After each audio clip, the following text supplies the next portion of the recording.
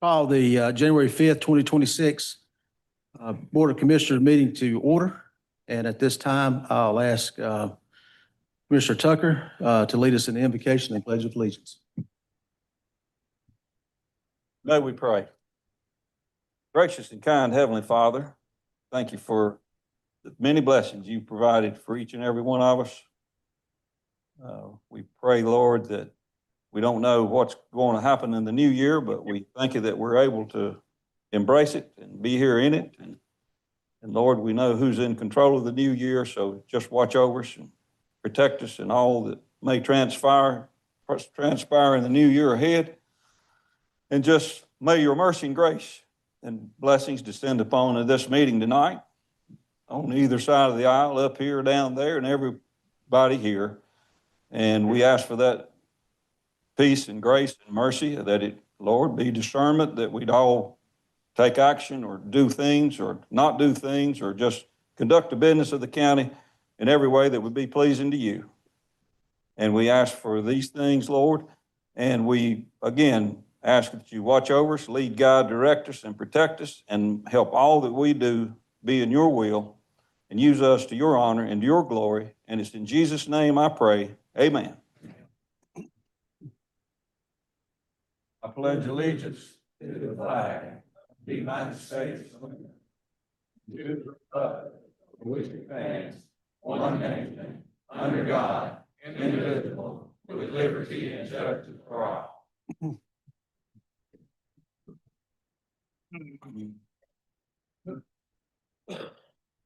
right, looking for approval of the agenda.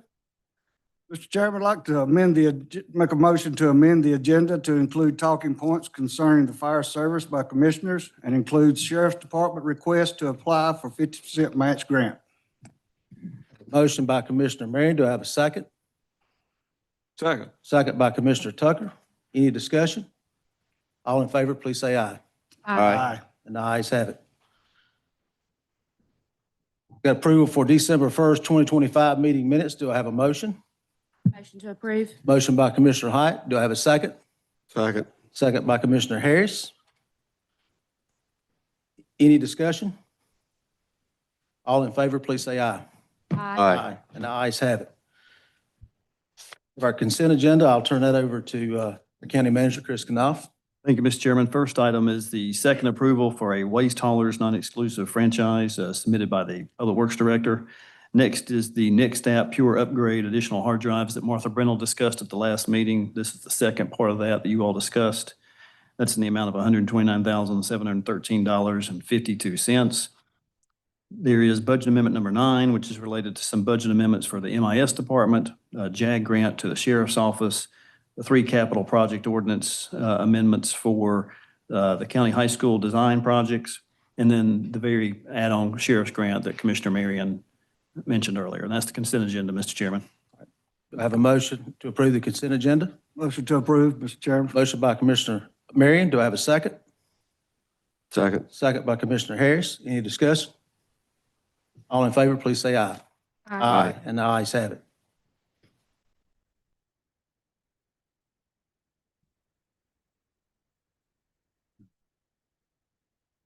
We'll start out here tonight. We live in the greatest county and the greatest state and the greatest country in the world. And part of America's greatness is the right of the people to speak and be heard by their elected officials.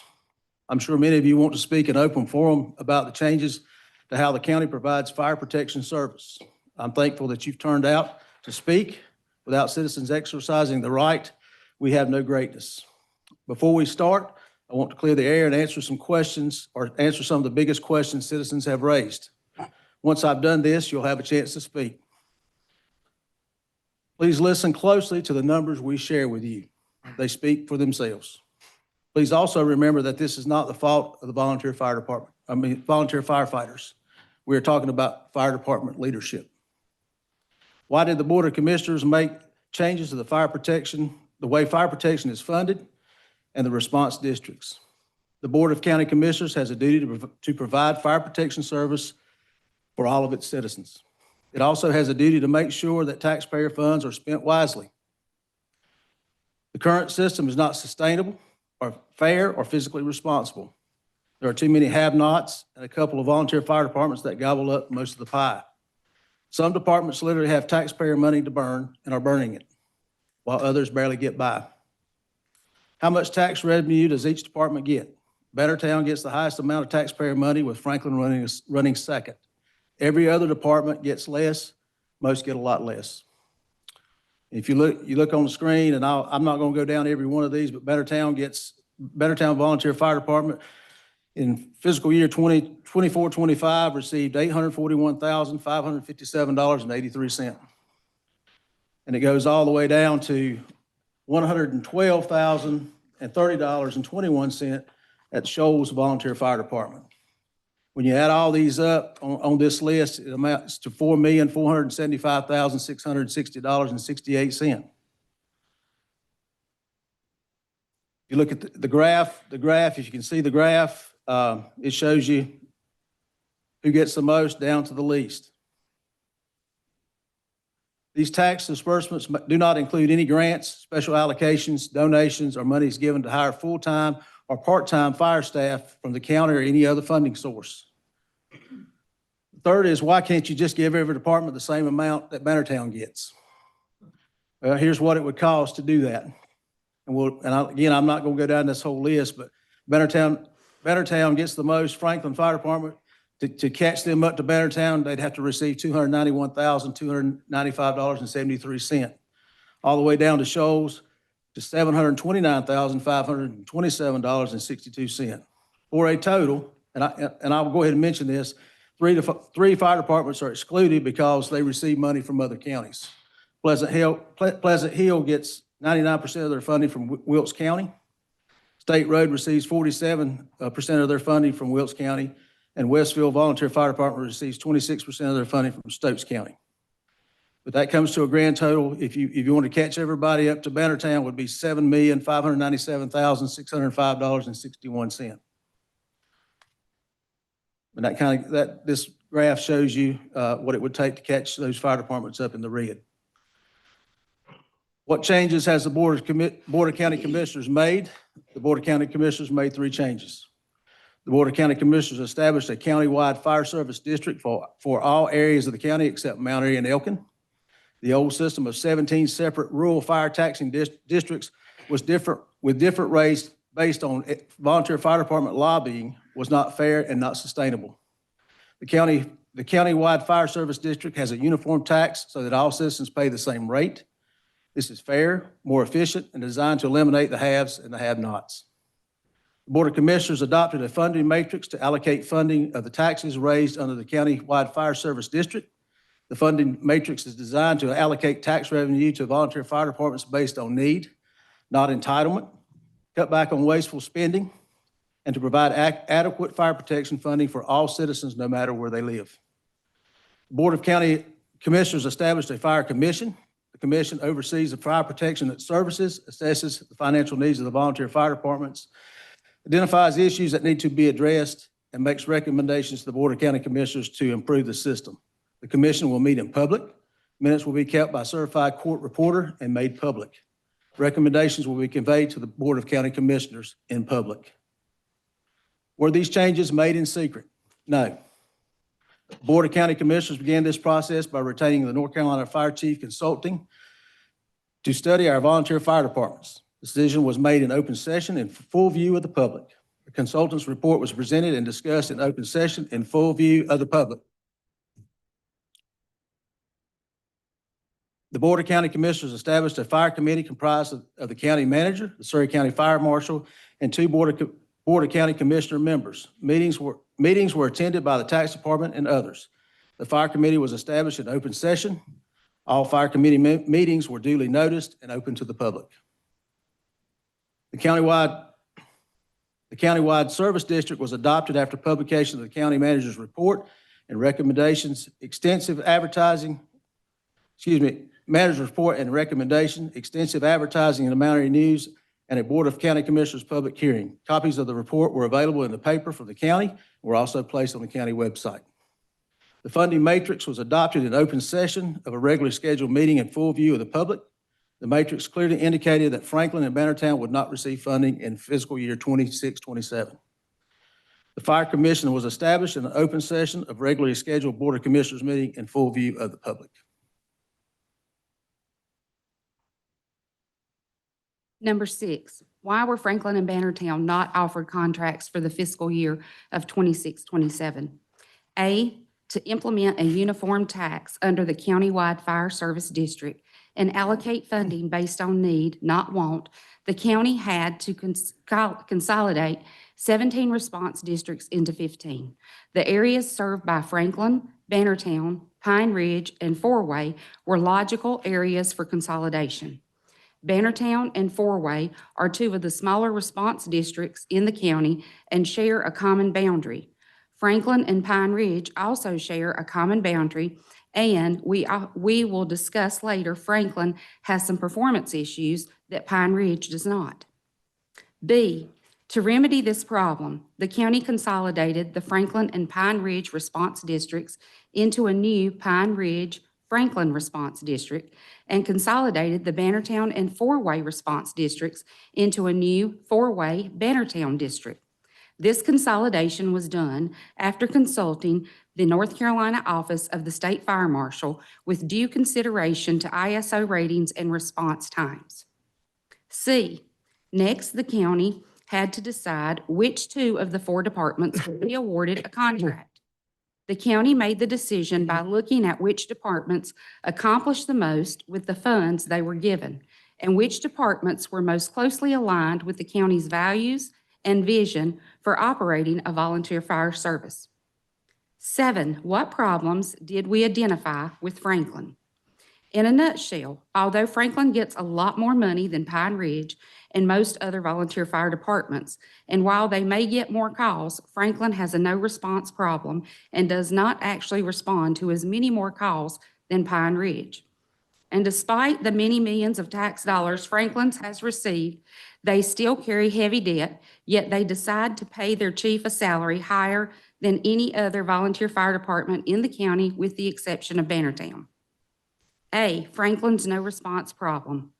A flood of TV interviews, newspaper articles, and social media have parroted the talking point that Franklin has the highest call volume in the county. However, what these people do not tell you is that Franklin has a serious problem with their rate of no response. The North Carolina Fire Chief Consulting looked at 6 years of data and found that Franklin had a worse no response rate in the county. Specifically, page 24 of their report states the 6% of incidents with no response varies by station from as low as 6.74% with Station 69, which is Mountain Park, to a high of 68% with Station 71, which is Franklin. Let that sink in for a moment. During the 6 years North Carolina Fire Chief Consulting looked at, Franklin had a no response rate of 68%. This means that 68 out of every 100 calls they received were not responded to. You can talk about ISO ratings and response times all you want, but they are irrelevant if your volunteer fire department fails to show up at all. To be fair, the county also compared the most recent funding and no response rate from Franklin with that of Pine Ridge. While Franklin has made some improvements, they still have a big problem. The simple comparison from Pine Ridge drives this point home. Franklin and Pine Ridge comparison combine funding, call volume, and non-response rates. For the fiscal year of 2025, which runs from July of 2024 to June of 2025, Franklin received $550,262.10. Pine Ridge received $248,516.51. That means Franklin got approximately 2.2 times the amount of funding as Pine Ridge. However, Franklin did not receive anywhere near 2.2 times the calls as Pine Ridge, and more importantly, Franklin's response rate, or their failure to respond at all, was many more times worse than Pine Ridge. In that same time period, Franklin received 942 calls and failed to respond to 386 of those calls. In other words, Franklin had a failure to respond rate at 41%, and in reality, only answered 556 calls. In contrast, Pine Ridge received 634 calls and only failed to respond to 82 calls. That means Pine Ridge had a failure response rate at 13% compared to Franklin's 41% and answered 552 calls compared to Franklin's 556. In other words, Franklin received 2.2 times the funding as Pine Ridge did and only answered 4 more calls. This is particularly disturbing given the fact that the documents Franklin provided the county indicated that they paid 11 W-2 employees and 2 1099 employees during the fiscal year of 24-25. In contrast to Pine Ridge, had no employees at that time and has only recently hired a part-time within the past 2 months. B, Franklin's debt. In recent days, Franklin has publicly expressed concern about the debt Franklin carries on its West Pine Street station and equipment. Franklin's debt has also given the county pause, and we are having a hard time understanding why Franklin finds itself in this situation, given the fact that it's the second highest paid volunteer fire department in the county, giving over $500,000 a year in taxpayer funding. C, Franklin's chief's salary. The Franklin chief owns multiple businesses, but still receives a salary of $15,000 a year. The Pine Ridge chief receives nothing. In fact, almost every other volunteer fire chief receives nothing. We have a hard time understanding why Franklin is paying a local businessman a salary of $15,000 a year to serve as a part-time fire chief of a volunteer fire department, particularly given his department's poor non-response rate and the amount of the department's debt. Number 8, what problems did you identify with Bannertown? The main problem is how Bannertown spends its tax money. In short, Bannertown's fiscal values are not in sync with the county's philosophy on how a volunteer fire department should be run. Here are 2 examples. The Bannertown chief's salary. Because they are volunteers, most Surry County volunteer fire departments do not pay a chief's salary, and here's the breakdown. You'll see on the screen the breakdown of every volunteer fire chief within the community. According to the most recent account of information we have, Bannertown pays its chief a salary of $58,656 a year, plus medical, dental, and vision insurance, and a matching IRA contribution. When you add the employee's FICA match and the unemployment insurance, this winds up costing taxpayers a total of $72,795.48 a year. When the county met with the Bannertown chair and vice chair, they told us they had to do this because the law requires volunteer fire chiefs to be paid this amount, and that if they don't pay the chief this amount, they were concerned they could get sued by their chief. Bannertown is completely incorrect when it claims that the law. Hold up. Give us time to speak, you'll have your time. Bannertown is completely incorrect when it claims that the law requires that the volunteer fire chief be paid anything, and their stated concern that their chief might sue them speaks volumes. Simply put, we do not think paying a chief who also runs his own business a compensation package that costs the taxpayers $72,795.48 a year is consistent with the volunteer fire department model. This is taxpayer money. B, the Bannertown chief's truck. On March 23rd of 2025, Bannertown borrowed $71,087.37 to give their chief a new 2025 Chevy Silverado. Bannertown financed this purchase for 5 years. Bannertown did not consult or get approval from the county for the purchase of this loan. This again is taxpayers' money. Why is there so much misinformation on social media about this? On the national level, our president is also trying to level the playing field, improve the services that citizens receive, and reduce waste and inefficiency. As we have seen, this can be a heavy lift and is often spun by the mainstream media and distorted by a flood of misinformation on social media. Could the county's media rollout of these changes been better? Yes, but the bigger problem is the politicians, special interests, and keyboard warriors who are spreading a ton of misinformation. What do you mean about misinformation? We could spend several meetings to cover all the misinformation that has been shared, but here are 6 examples in an effort to save time. Misinformation. The county has said that the services of volunteer firefighters are no longer needed. False. Our press release could have been clearer. We terminated the corporate contracts because only 2 were needed, not 4. We are committed to doing everything that we can to provide an opportunity for every volunteer that wants to continue serving in our communities. Misinformation B.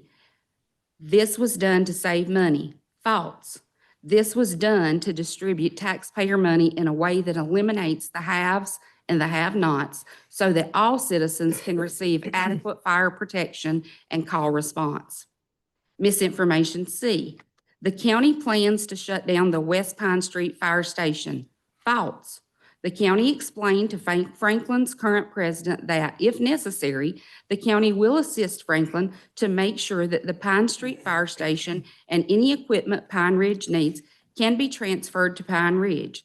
If Franklin cooperates, any suggestion that response times or ISO ratings will suffer from the lack of this station is false.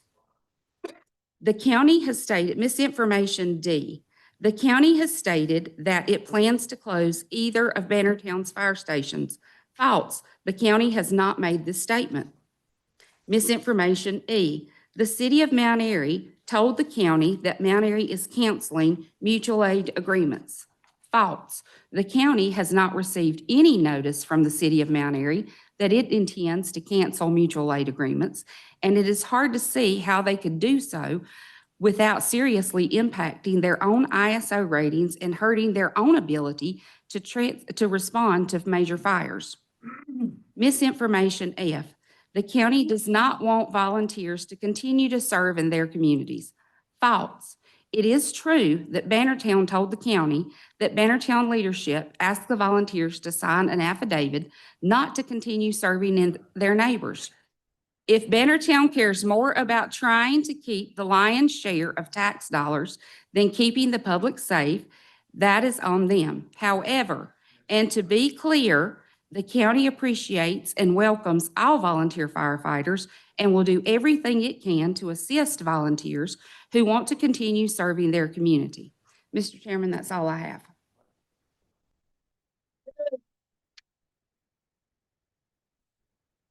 I hope we cleared up some misinformation being spread by politicians and those who are fighting for what they think that is their money. However, please do your own research and reach your own conclusions.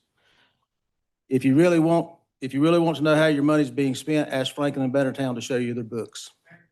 Remember, when all else fails, follow the money and ask yourself who benefits the most by trying to scare you into keeping this unfair and wasteful spending going. This is taxpayer money. It's your money, and it's the board's duty to make sure it's spent wisely. Initially, we were reluctant to share our concerns about the leadership of these departments. However, in light of misinformation running rampant, questions from the public and the leadership of these departments demanding an explanation, we felt we needed to share our reasoning. We hope the public understands that the concerns we have discussed tonight involve the leadership, not the volunteers who have selflessly given their time to their communities. Thank you. At this time, I'll open the open forum. If you come forward, name and telephone number, and you have 3 minutes. Danny Stanley, 7550680. I know all of you except Miss Hyatt. I hadn't seen you before. The rest of you probably don't remember me, but I figure you probably do. I myself was a volunteer firefighter for 28 years. I joined the fire service in 1975, and in 1994, I was elected chief of Central Surry Fire Department. Was chief until 2003, when my job required me to move to Statesville, and so I resigned from the fire service after 28 years. I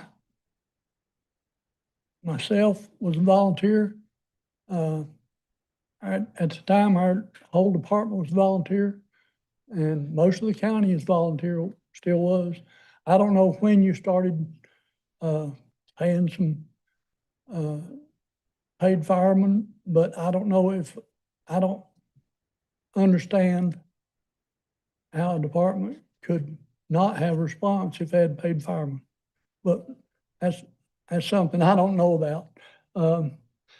When I was 7 years old, I lived a block from here, right this side of the elementary school and between the school and the funeral home.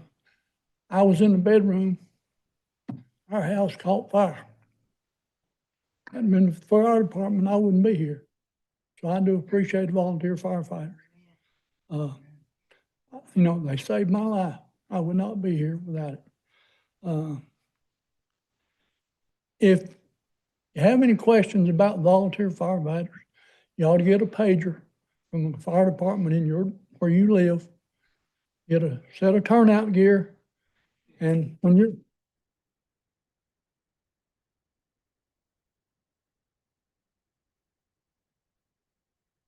the pager goes off, if you're eating or if you're sleeping, most of the time you'd be sleeping, because most structure fires happen at night, believe it or not. When you're asleep, that's when the pager's gonna go off and wake you up. And you get your set of turnout gear and you jerk them on and go to the fire, wherever it's at, and stay until the last person leaves. And you're not gonna get paid a penny. And that you'll realize what a firefighter does, a volunteer firefighter does. I don't know about the finances of the county. I'm not familiar with it. I've been away from fire service now for 23 years, but I am still 100% firefighter. I don't do it anymore, but I do feel like I am still a firefighter. Thank you.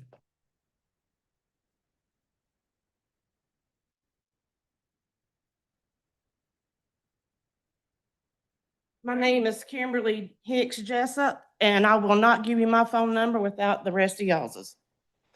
But I am a citizen of the United States of America first and foremost, and I am a county dweller. I live in Surry County. And second of all, my brother lost his home the 23rd of December.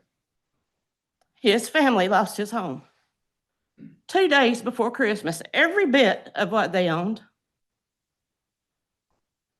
2 of the said fire departments that y'all chose to close down in secret.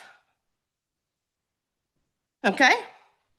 Lie about that. Bullshit. Okay? 2 of them that you're closing responded. 1 of them was the first responders to get on scene. Thank you, Franklin. I respect your jobs as commissioners. I'm gonna remember each face that I see right here because you will not get my vote. Do you understand that? Won't. Because this is what keeps our county going. It's volunteers. That's right. Right. Amen. Volunteers, whether it be in a fire department, whether it be at a hospital, whether it be at your family's bedside, people. That's right. I've done it myself. I got a cousin sitting here. Pepper, your grandpa, my uncle. And I wasn't anybody else's. I was yours, man. I was yours, sir. Y'all, I was yours. Because I cared. These fire departments care. Right. They ain't doing it for money to line their little precious pockets. Y'all getting paid for this time? They ain't. That's all I got to say.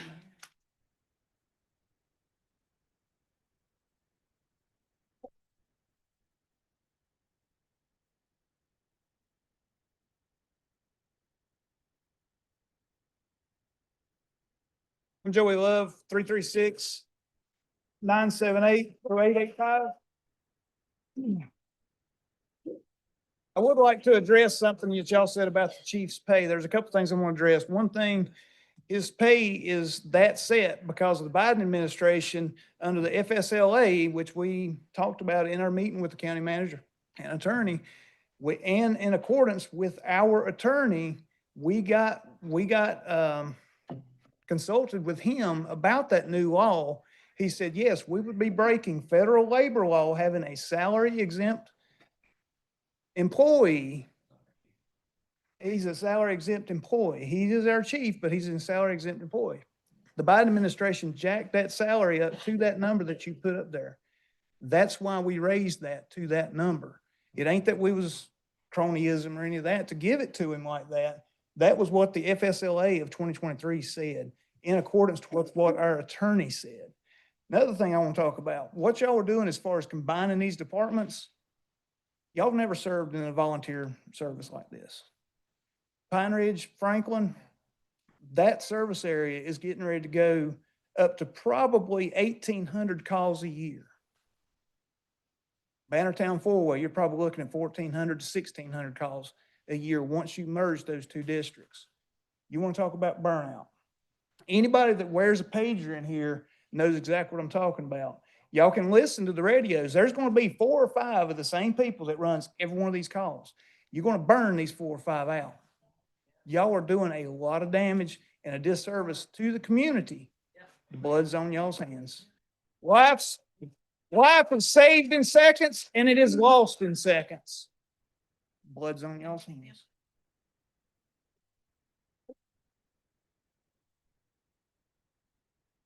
My name is Corbin Suits. I'm a member of Franklin Community Volunteer Fire Department. I wrote a speech, but given the information that was given, I'm not going to speak on it. My main question though that I do have to ask is why not work with these? My question I'd like to ask is why not work with these departments as individual departments and try and improve on stuff that everybody needs to improve on? Why shut down all the heritage, all the people? There's third generation, maybe even a fourth generation firefighters in these departments. I mean, and you're just doing away with it. Me personally, as a volunteer, I feel like I was disrespected. And most of the volunteers that's in Bannertown and Franklin, because the way things were gone about and because we wasn't told this information in our meeting, with the county, I'm going to the house. I just don't, I'm a part-time firefighter at Mount Airy Fire Department. I'll continue to serve my time there. You're gonna lose a lot of volunteers. How much money do you think it's gonna cost to replace 60 of them? It's gonna be a lot.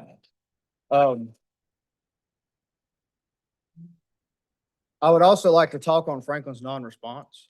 In that county survey or the consulting company, that took into account COVID. What volunteer wanted to run medical calls during COVID? First off. Second off, in terms of Franklin, we are desperate for medical first responders. We have 4 volunteers currently that can run medical calls of the 30 that are on our roster. How are we supposed to handle 600 some medical calls? First, we are a fire department first, and then we picked up medical calls years ago just to help the county out. And also the money it costs to run a structure fire, millions of dollars in equipment come to each structure fire. And we have 100% response rate whenever it comes to fire calls. Why didn't you mention that?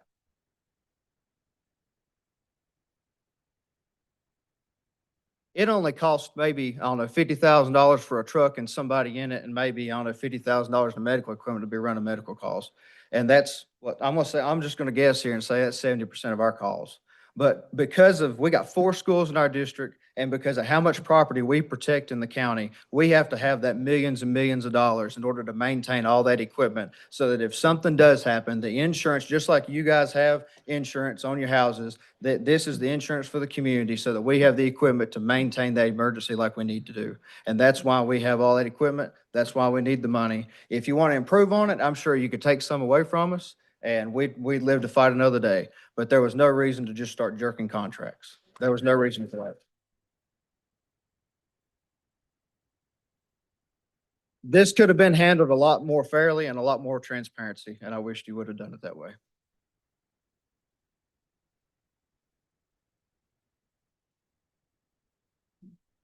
Good afternoon. I'm Mason. Obviously, these people up here will not care about anything we got to bring up.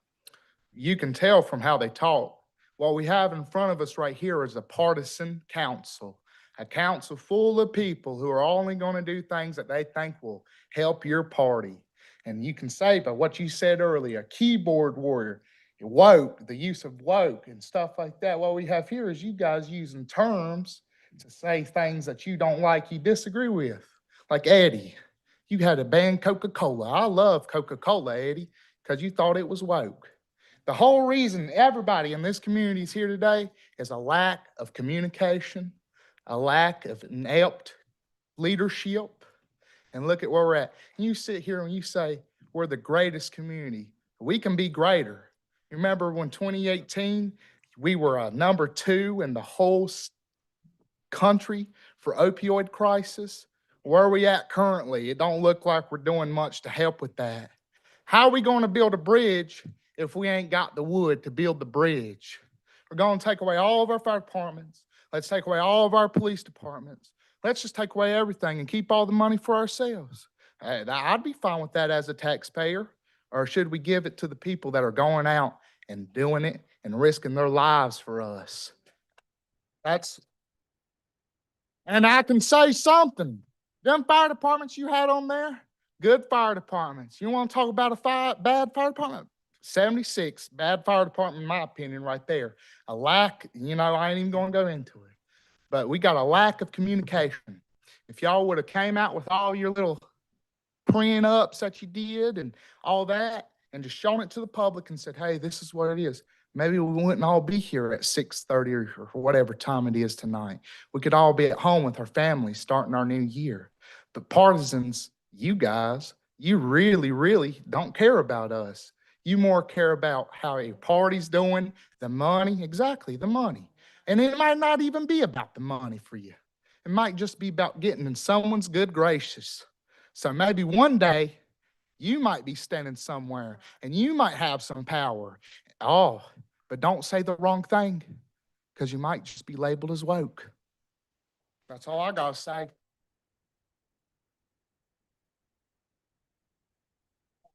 My name's Marvin Paul, phone number 336-648-9854. I'm gonna tell you, I've been a dead man for Franklin. 9 weeks ago, I had a heart attack. They saved me. It's a good thing. That's over there. You say they didn't answer, they answered me. That's one life they say.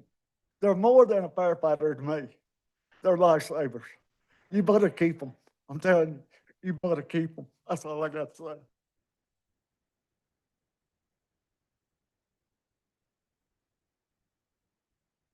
My name's Scotty Chilton, 336-816-5579. I'm with Bannertown. I'm the vice president.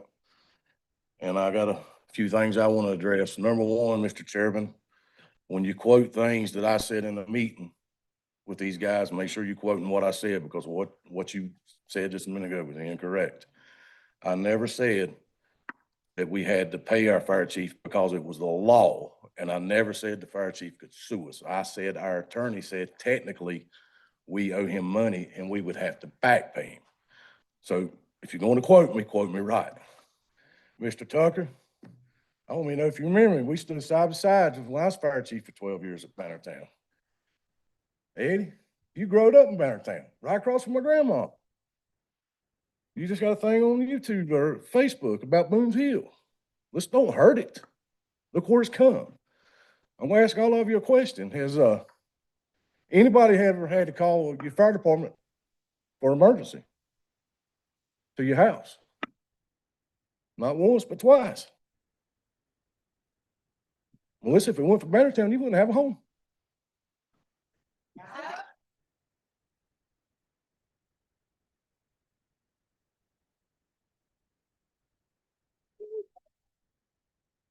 I hope we can work together. As I told you, attorney and the county manager, we willing as Bannertown to talk and work. But I mean, we need to make sure the facts is out right. The numbers of medical calls that wasn't answered, that was COVID. You talk to the EMS director. We was told not to run medical calls, but those numbers still show in those reports as unanswered calls.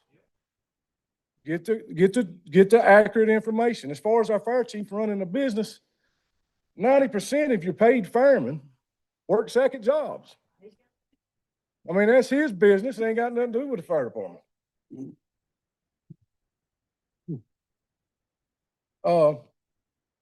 Bannertown is gonna be having a community meeting on January the 17th on, I believe it's Saturday, is that correct? 10 to 12. We invite all of y'all. You wanna come and get the facts, look at the books. We got it all open. Commissioners, we're inviting all of y'all. Come and see what we got. Well, it don't matter.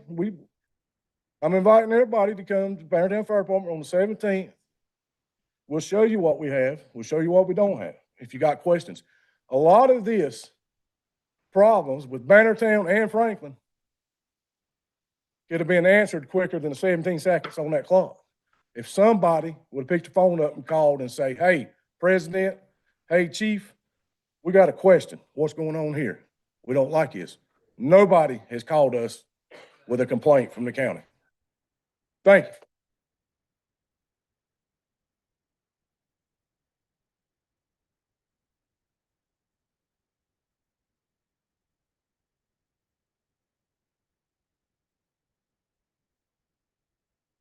Susan Ratcliffe, 336-789-6609. I worked real hard to get this down to 3 minutes, and then you threw a lot of things that I think need to be disputed, but I'm gonna stick mostly to what I've written.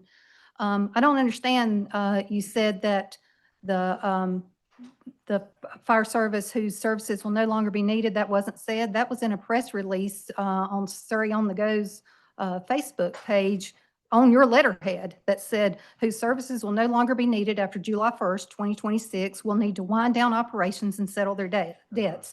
That sounds like closing to me. If my boss tells me I'm no longer needed after July 1st, I assume I don't come back. This started as an investigation to smooth out disparity in funding.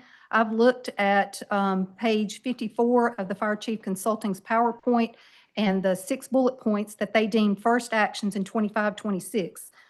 Improve 911 processing time, update fire department service contracts, and here's a third one, evaluate potential fire department mergers. Their comment was Surry County should encourage fire departments to consider voluntary mergers to combine resources, and cited Dobson and Central Surry Fire Departments. The next 3 points, I'll talk about your biggest asset, your firefighters. And these verbs were used: retain, recruit, support, and strengthen. That study turned out to be, and I wrote this before I got here tonight, a witch hunt for 2 paid chiefs. Our money goes to the EMS supervisors and chiefs, the sheriffs and deputies, and I'm thankful for all those people. So if the department uses my tax money to pay Chris Baker to show up every time, so be it.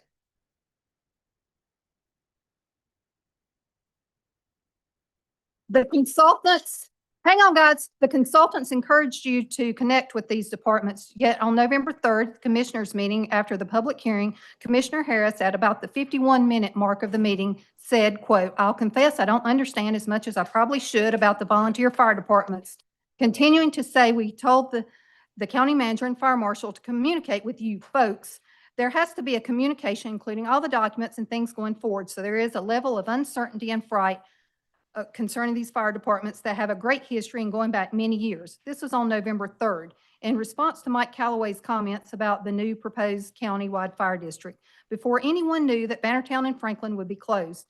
So what did that transparency result in? The next month, in December, a meeting with 2 county attorneys, the fire marshal, and only the chair of Franklin's board of directors were permitted to join, with a deputy standing at the door to prevent entrance from others. Doesn't sound like transparency. Hold it. I only got 3 minutes. They had 20, I only got 3. Sirs and madam, I don't believe you helped Bannertown or Franklin fire departments, and you certainly didn't help me or my neighbors. You are punishing me because I live in the district that you gave too much money. In the last budget year, you gave them more money. Was that to hang themselves? How many of you have give money back to the state or the federal government when they give it to Surry County? Have you give any back? Did you expect these guys to give any back? I respectfully ask you to consider the information presented here tonight, and I urge you do a study, not on the fire departments, but how about with the fire departments? And let's make the best fire service in Surry County.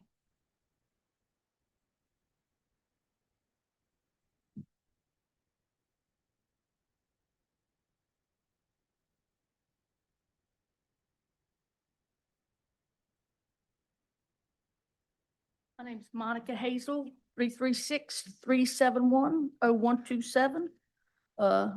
Willingly talk to any of you at any time, even in the middle of the night, if you feel the need. A couple things, you had addressed some of the things, so it took away some of what I was saying. And you said that this was not done behind closed doors yet. Nobody in this room knew anything about it. You said that it was in the newspaper and it was on your county website. Well, I don't get the paper because there's nothing in it much. And I didn't know I needed to check the county website every day to see what you're doing with my money. I thought the federal government was busy spending my money in ways I didn't want to. I thought here it might be safer, but evidently that is not the case. You say that if you close these, it might increase our response times. I live in the Bannertown Fire District, that instead of maybe 5 minutes for somebody to get to my house, it takes them 10 minutes. Okay, if you don't think that's very long, let me give you a 100-pound boulder to hold over your head for 5 minutes. Or when this goes down to 3, give me another 5 minutes and we'll see if it's really longer or not. When you need somebody, you don't want to have to wait those extra minutes, and they can make all the difference in the world. If you feel that you're giving too much to these 2 fire departments, then you're in control of the money. Why not allocate it out? Base it on the number of calls they have, the response, whatever, criteria you want to go by. Why could you not do it that way? Is it always going to be fair? Probably not, but you could get it closer if that's what you're saying is so unfair. So let's just close them. That's really not an answer to the question. Like I said, if you think they're getting too much, then somebody needs to say so. And evidently, I will say that I know for me, I haven't always paid attention or cared or done what I should have as a citizen. But I think everybody in this room and a lot of other people from now on are going to be much more watchful about what happens to our money in our county. And it's not to say that y'all aren't nice people, but there's probably a real good chance you won't get reelected. And if you're going to try to get votes, you may need some chapstick for all the you-know-whats you might have to kiss. Thank you very much.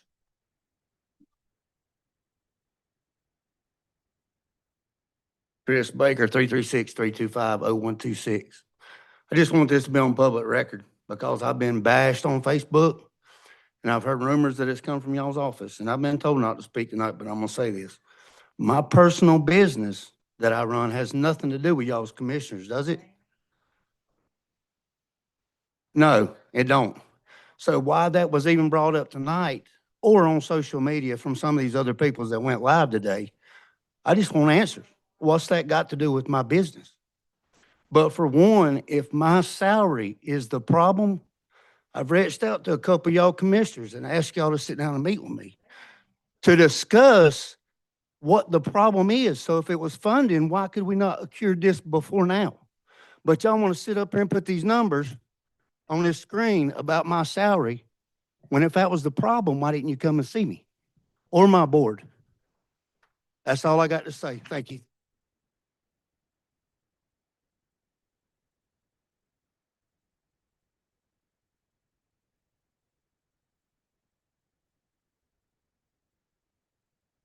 Susan Bertram, 926-0410. I'd like to say I live in the Franklin district. I've had to call them several times and they were there. It wasn't a matter of life and death, but it was things that went on around my house. And I'd like to thank each and every one of them, whether you're from Franklin, Bannertown, Skull Camp, wherever you're at. I'd like to thank every volunteer fireman because they give their time. When we go to a job, we think we have to get paid. I worked for Surry County Schools 30 years and I got paid. I volunteered a lot of time too. But I'd like to say these firemen have given of their time of their self.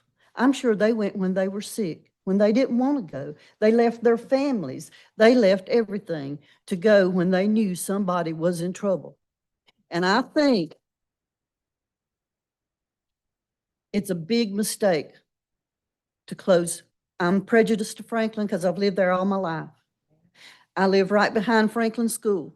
I live within the hospital, hollering distance. I live right there. There's North Surry, Gentry, Meadowview.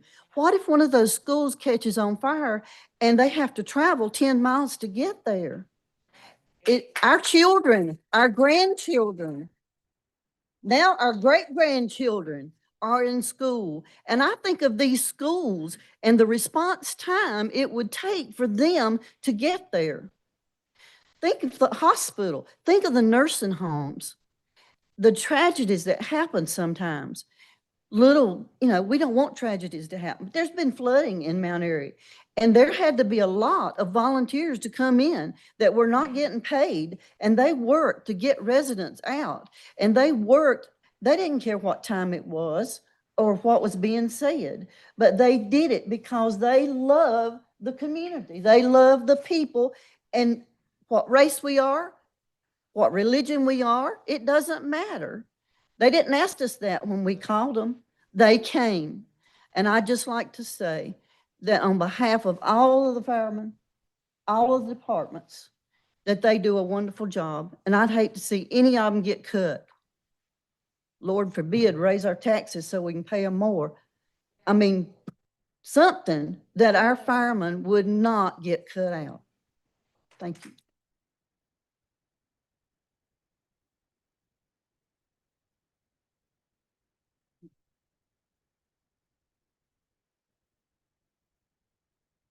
My name's Robin Thomas, and my phone number, I'll be glad to give it to you. 336-755-8796. I wasn't planning on getting out of my seat tonight, but I've took all I can take. I got a question for you. What district do you live in, fire district? What fire district do you live in? What fire district do you live in? What fire district do you live in? And I've already heard Bannertown's answered yours. Okay, have you ever volunteered? Are you getting paid for sitting in that chair right now? Or have you ever volunteered in your life? Have you ever volunteered in your life? Have you ever volunteered in your life? Have you ever volunteered in your life? Have you ever volunteered? Almost every day. Okay. Have you got up at 2 or 3 o'clock in the morning and left the comforts of your home when it's 0 degrees outside or when Hurricane Helene come through here? My son was out there saving people's lives while you sit in the comfort and the finances or the fanciness of your homes. My son is out there and his wife and all of these other fire departments. Okay, what's going to happen next time you call for an emergency, be it a fire or either be it a medical, and you don't have these fire departments anymore? And instead of taking it, like the lady said, 5 minutes to get to you, it takes 10 minutes to get to you. And while these other fire departments are now servicing the ones that are closing, who's going to take care of their departments? The people that live around them. This is wrong. People's lives are going to be gone. People's going to die over this. And people's properties are going to be lost. Why do these two, I don't care what fire or a medical emergency comes up, Bannertown and Franklin are the first two there 90% of the time. And you're shutting them down. You are going to go, you're losing 60-some firefighters. Yes, they can go to another one. You don't appreciate them. My goodness, why would they go somewhere? I mean, you've proven you do not appreciate them. It's time you buckle down and you got your act together. You ain't going to be here next term, is all I can say.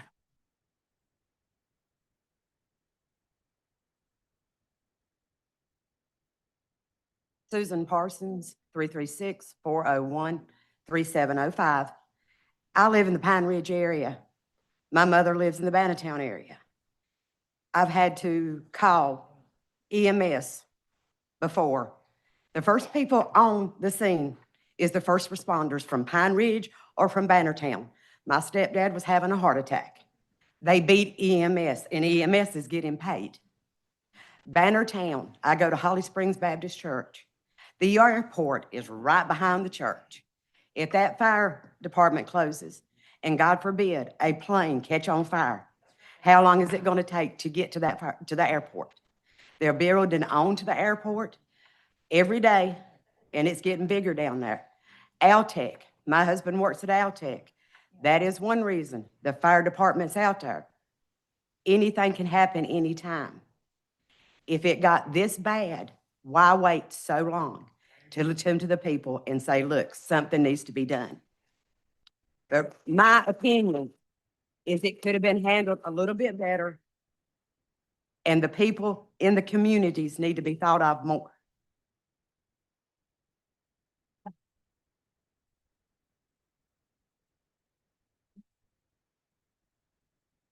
I got something I want to say.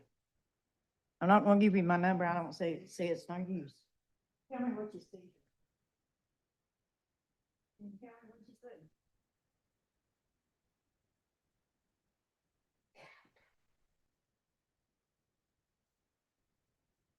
Thank you. This is my home. This was my home, July 2024. A little over 18 months ago. My home, 4:30 in the morning. Me asleep. I thought somebody was breaking in my home. It wasn't. It was a fire on my back porch. The fire department, not just one. And I'm not saying just two. There was Franklin, there was Bannertown, there was departments from everywhere. I called the dispatcher. We lost control. They couldn't even find me because the phone had burned up. I was in this dead burn home. They came and they got me out of this.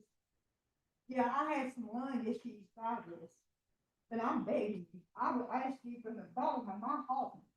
And God was wanting y'all to do the right thing. Yes. Do not close none of the fire departments down. Y'all do not have the right. What if everybody came in and took y'all's jobs and you didn't have a job tomorrow? What would you do? Do y'all not have families? Y'all was going to catch on fire just as good as mine. It might be tonight. It don't even mean it has to be a fire. It could be your mom, your dad. They did have for me on that too.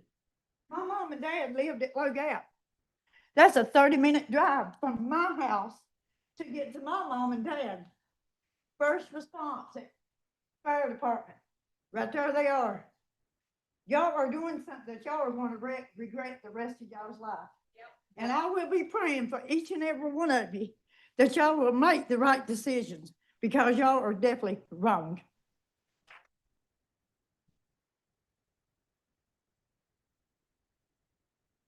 My name is Christina McCone, 336-648-9221. Melissa, I want to ask you a question. Are you a mama? You got children of your own? That's my reason. I'm a mama to 3 beautiful boys and a bonus mama to another one. 2017, I had a 3-year-old. My children's ages was 5, 3, and a week old. My 3-year-old went into a seizure, called 911. That's scary. Your first day home by yourself and your baby has a seizure. He's turning blue. Call 911. It took 10 minutes for EMS to show up. Franklin was right there. That was the easiest thing. Whenever I seen Franklin pull up, that was the biggest sigh of relief. My baby's going to be okay. And thankful for Franklin. Hunter, stand up. My diabetic is still with me today, thriving. I hope and pray that y'all never have to deal with something, grandchildren, that have to have a 911 emergency like that and nobody show up in time. He could have died. He could have died. All I can say is you will reap what you sow.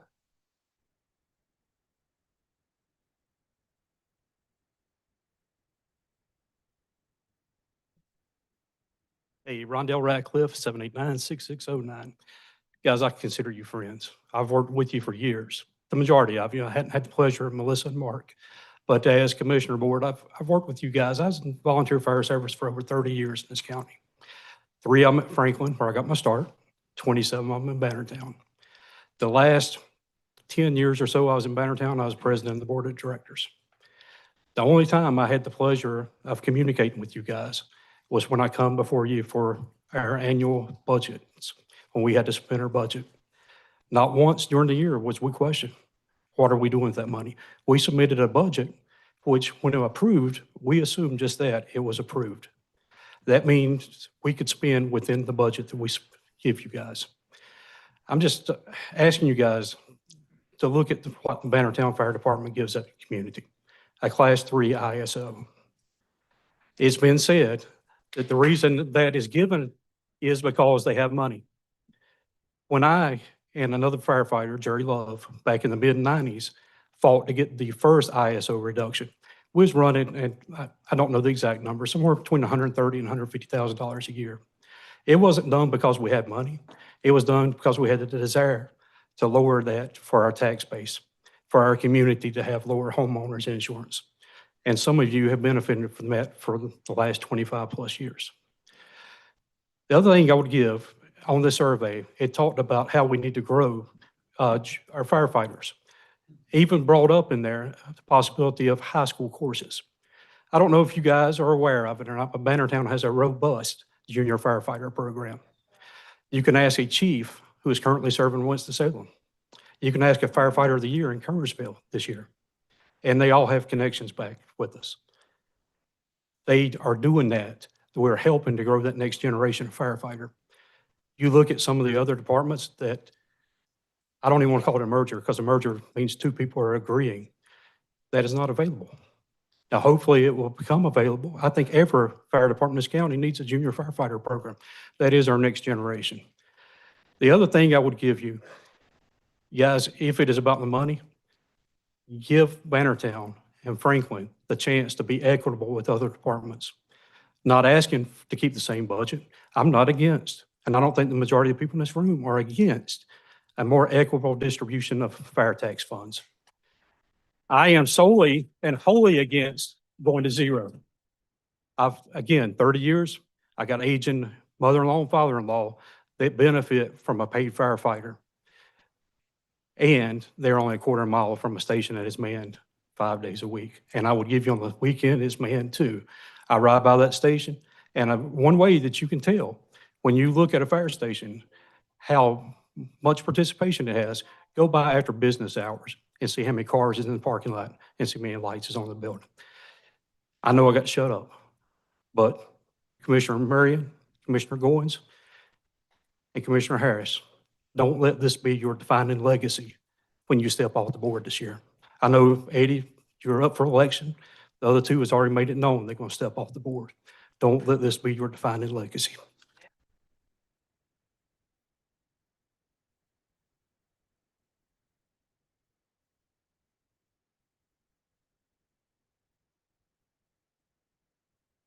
Hey, I'm Pepper Gallion. My number's 336-325-0638.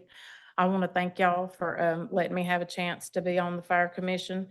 I did ask about having a meeting to try to help because I do have some questions about things and maybe it could help y'all. You know, I hope this will not be the final decision. I do want to say that with looking at stuff, you know, all of these departments, even Franklin and Bannertown, we all run mutual aid together. A lot of times when there's a fire or there is a call, there's more than one department to go. So is there not a way that we could set and just figure out like a percentage or maybe, you know, some kind of value per call? Because you can pull that up in the systems of how many calls Franklin run with us or vice versa. With merging, you know, is it something that we could not just sit down the board, you know, take your audit and come up with a goal and be like, this is what we've got to meet. Can you fire chiefs help us? Because we need all the volunteers. We don't need anybody to be upset with anybody. We need everybody we can get. Another thing you're talking about the money, Money to firefighters, and I'm speaking for myself and both, my whole family is in the fire service. Money don't matter to us. When those tones drop, we don't worry about if we've got money to get to work the next day. Alls we know is somebody's life is needing us, and that's one of our big things is we want to be there to help. So the money is not a problem for our departments. I think it would have been a lot simpler if we could have got the community together and explained, give them a little bit more education on what the departments do as far as running mutual aid. And I'm sure that a lot of the taxpayers would agree, you know, to give Franklin, Pine Ridge, whatever, a percentage of their money. Instead of just saying it's closing, it's kind of like a personnel issue is kind of what it seems like. The other day, for instance, you've got Pine Ridge, you know, with Franklin.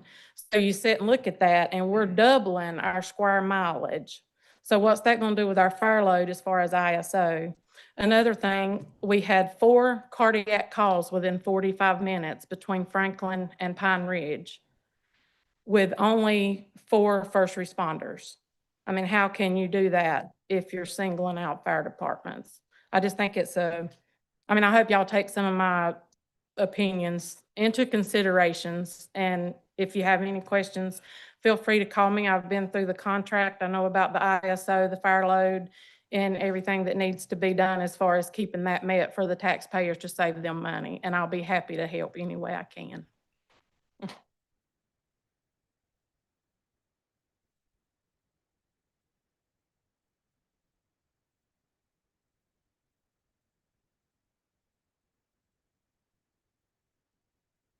Steve Golden, 710-1364. Golly, I can't see it lit. A lot of emotions tonight, mainly because people feel railroaded. They feel like that stuff was done behind closed doors. Maybe it wasn't. I know for a fact that you voted on the pooling the money in a closed session and then come out here and ask us if we had comments about it. I was here that night. But either way, my problem with the whole thing is why did we go from 0 to 100 so fast? Why did we not go from getting the audit done, hiring some local people to work with the local fire departments to see what fat they can cut out of the budgets, to see if they can get them to run more leaner, instead of just trying to combine 4 departments together. I mean, to me, it looks like if you're going to take 4 departments and combine them, then you're going to spend double on them 2 departments. If they're already running way over budget now, and you put one with Pine Ridge and one with Flat Rock's Fire Department, I mean, what's going to say that their budget don't come in doubled, which means you're spending the same money? It's obvious that you're not going to be able to cover the territory. It's obvious that you're not going to be able to keep a lot of the volunteers. And the mergers, I don't know if you thought about this, but if you merge fire departments together like that, how is 2 chiefs going to work? You know, people spent their life, 2nd, 3rd generation firefighters. My family was one of them, come up through Franklin Fire Department many years ago. A lot of these folks, they live for this stuff, man. They live to respond to medical stuff, to fires and stuff. And if you look around our town and all, there's not a hell of a lot for people to do in young ages these days.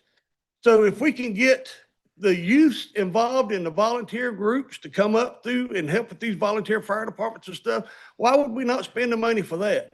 The other thing is, I know for a fact that the county, whenever they go to rezone a business, because it just happened close to my house, if you got a rural area and you want to rezone it for a business, man, they signs put out all over that neighborhood. There's letters sent out to all the neighbors, everything. When all this was going on, y'all made a little bitty thing on your website and you kept it as hush as possible because look, you didn't want to face this shit right here.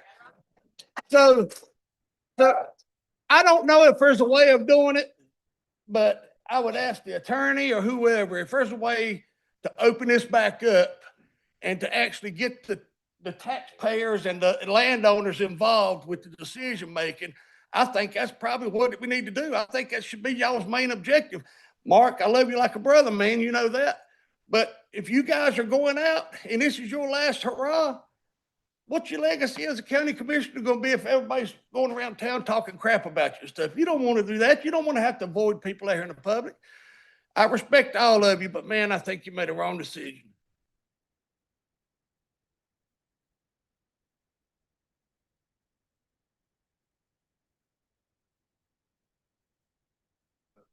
This will be real short and sweet. Just one thing that sort of hadn't been said yet that I want to say real quick. My name's David Jones. I don't know my own phone number. You can find me at Franklin Fire Department. The month of December, Franklin Fire Department ran 84 calls. A lot of these fire departments you're talking about will struggle to run that many in a year. Fire departments are not created equal. Fire districts are not created equal. And that's pretty much all I got to say. Thank y'all. I think you're wrong, by the way.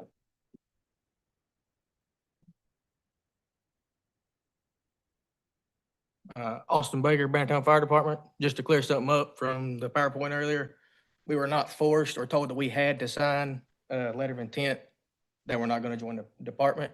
And also on what Rondell was saying, pretty sure one of the fire marshals that's here tonight actually come out of our junior program that y'all hired not too long ago, Mr. Diego. So just let y'all know that.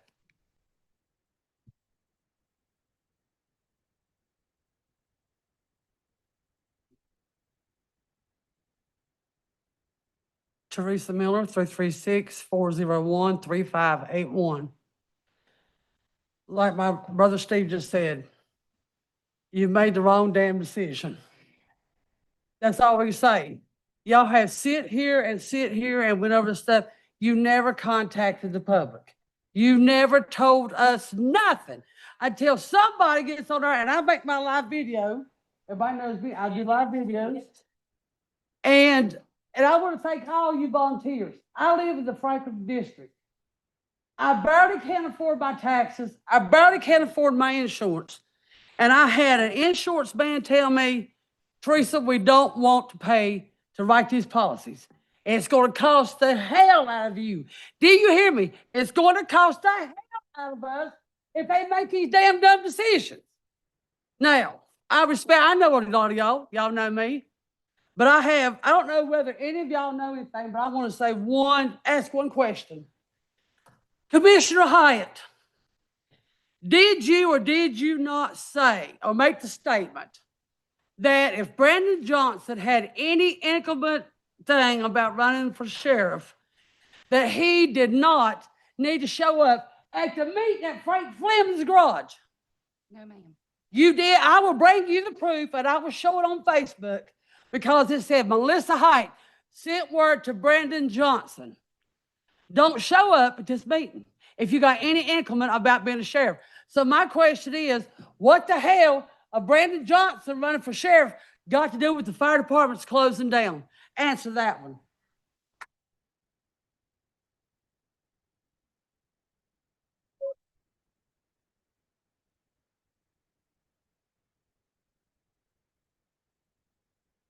My name is Tina Beck. If you want my number, look it up.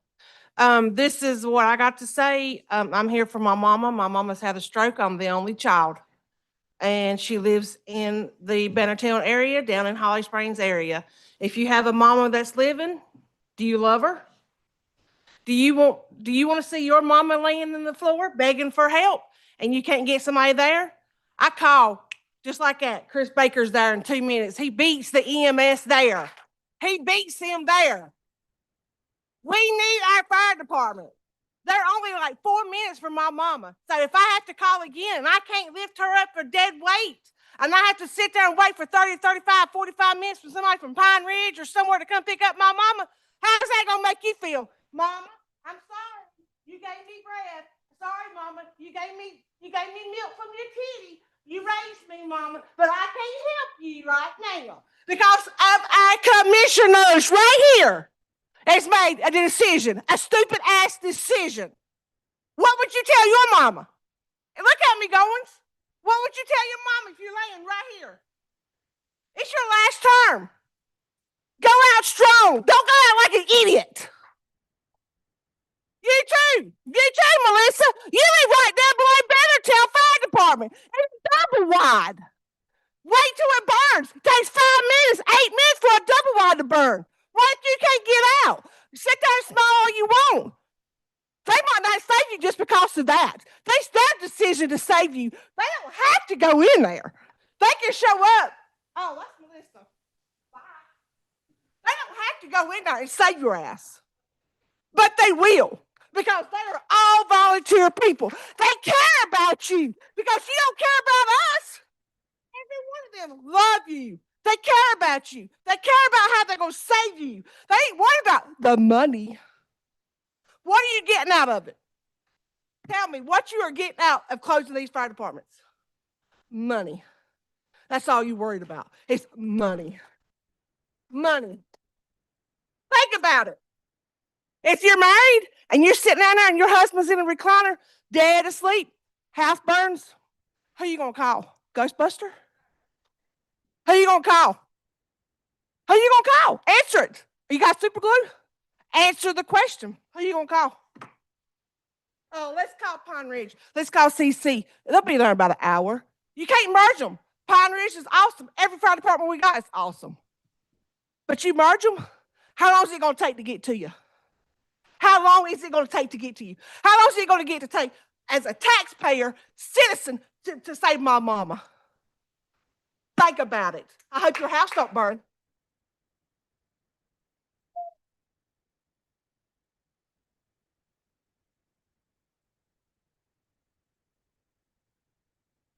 My name's John Kinder, 401-3044. October, 2 years ago, I was at home and I had my femoral artery rupture. I'd had surgery a couple of weeks earlier. And I was laying in the kitchen floor and my wife was doing everything she could to try to stop the bleeding. And she wasn't having much luck. And I felt myself dying. I knew I was leaving. And I told her, I said, I love you, honey, but I'm leaving here. About that time, my whole kitchen was full of first responders from Skull Camp Fire Department. They told me at the hospital later that most of the time when that kind of thing occurs, you'll never live long enough to hear the ambulance. I believe that. I believe that if Skull Camp had been 2 minutes later than they were, I wouldn't be standing here tonight. You know, this is an emotional thing for a lot of people because it affects all of our lives. And we're concerned about our families and our homes and all those things. And I know people getting really emotional about it. You guys put up some numbers up there and I appreciate that. I didn't have any idea of what kind of money was going to where or what fire department or how it was being used. And you guys shed a little light on that, except for I'm sitting here a little confused. How did they get their hands on all that money? I mean, who allocated that money to these fire departments that it could be abused that way? It seems like to me there's a lack of financial responsibility sitting right here.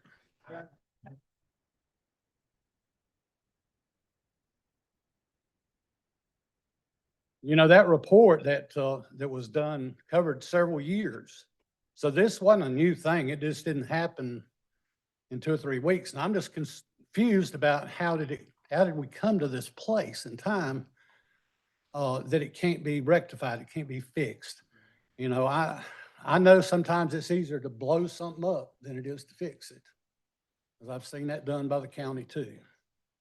But I think this is one of those things that needs a close surgery. It needs a special person to deal with it, not just surgically remove everything.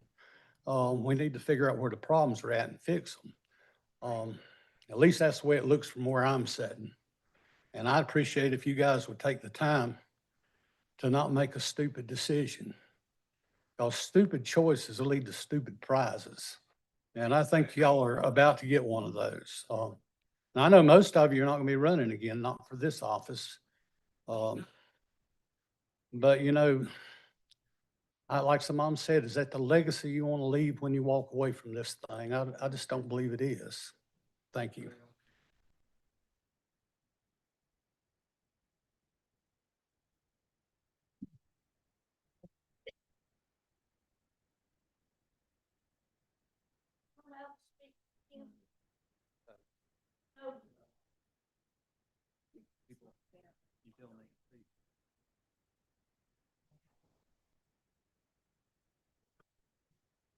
My name's Carolyn Smith.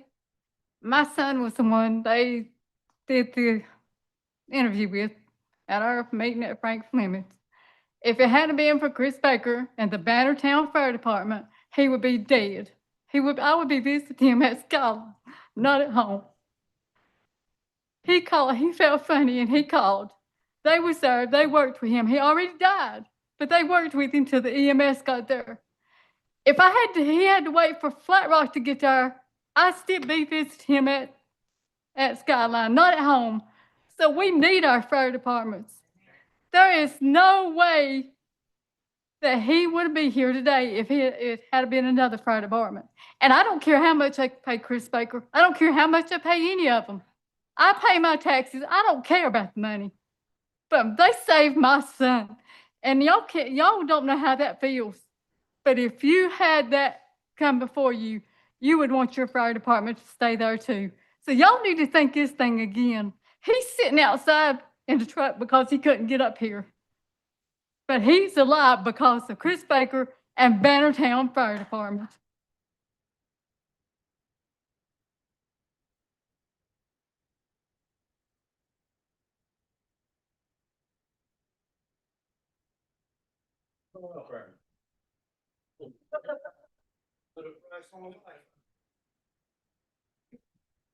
Alan Jones, 320-2903. I'm live in the Franklin Fire District.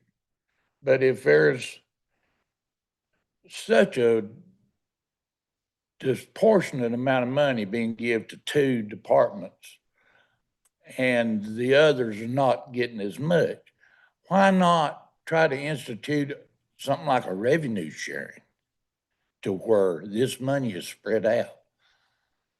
These volunteer firemen, it is a calling. It's kind of like somebody working at a nursing home or going and caring for a neighbor's mother, father, whatever. This is a calling. And you will probably see over the years, if you go back and look, this following has been a character builder. Because you will find a lot of these people are of good character. And that means a lot. If there's such a discrepancy, why did it cost, how much did it cost to have this survey done? How much, what was the tax dollars in that? I'm asking you. How much? Come on, y'all gotta know. How much did it pay, attorney? It was $80,000. 80,000, okay.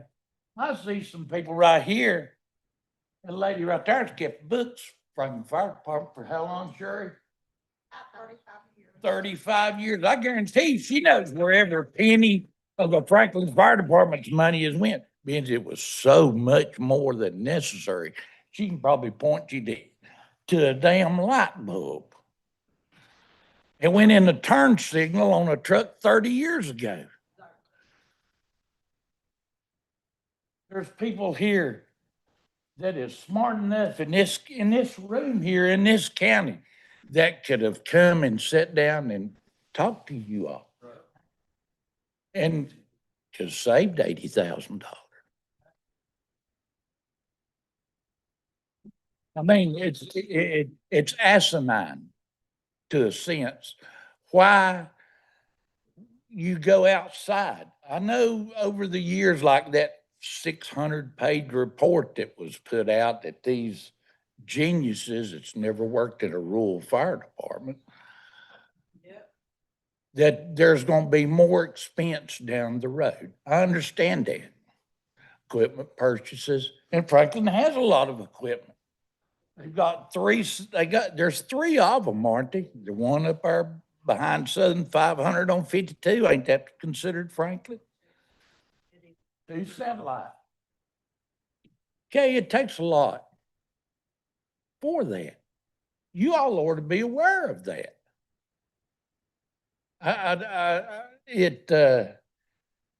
I feel better of a night when I lay down knowing that 2.1 miles from my house is a fire department. I'm not gonna have to worry. I drove a truck for 48 years. I've run these roads in these United States, and I come home to spend my retirement with my wife. I didn't know it. I was going to come home and end up having to care for her because she can't do the things that she could do those 45 years. I don't need something else to worry about. I have to worry about my wife. I have to help her get in the shower. I have to wash her hair.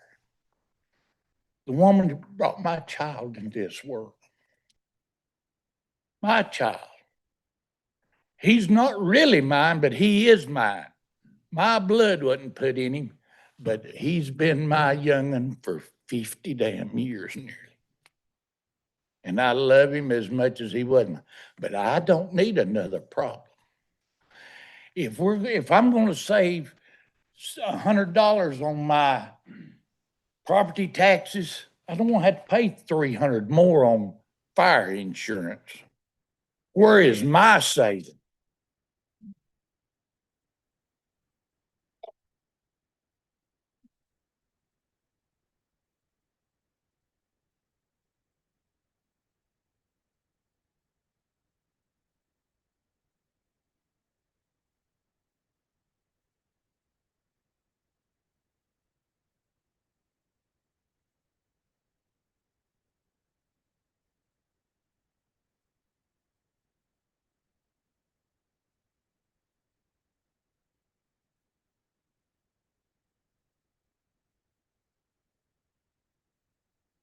Thank you.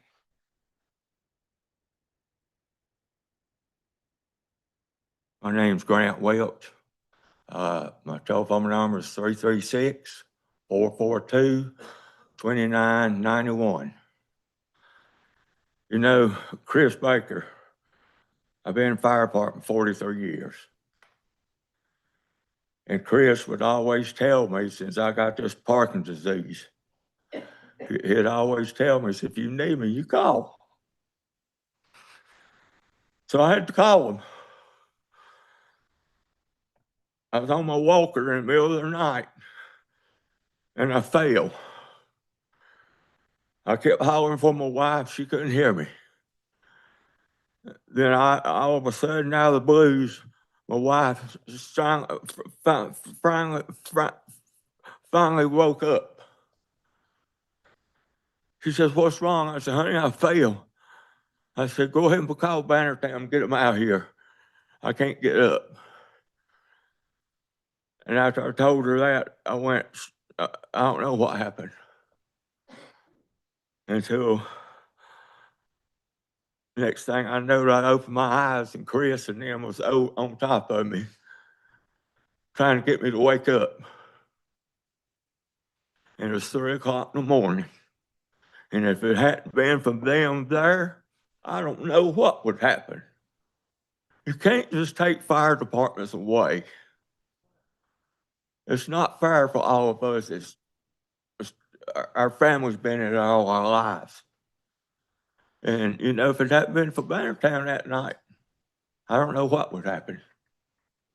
That's all I got to say, and I hope y'all make the right decision.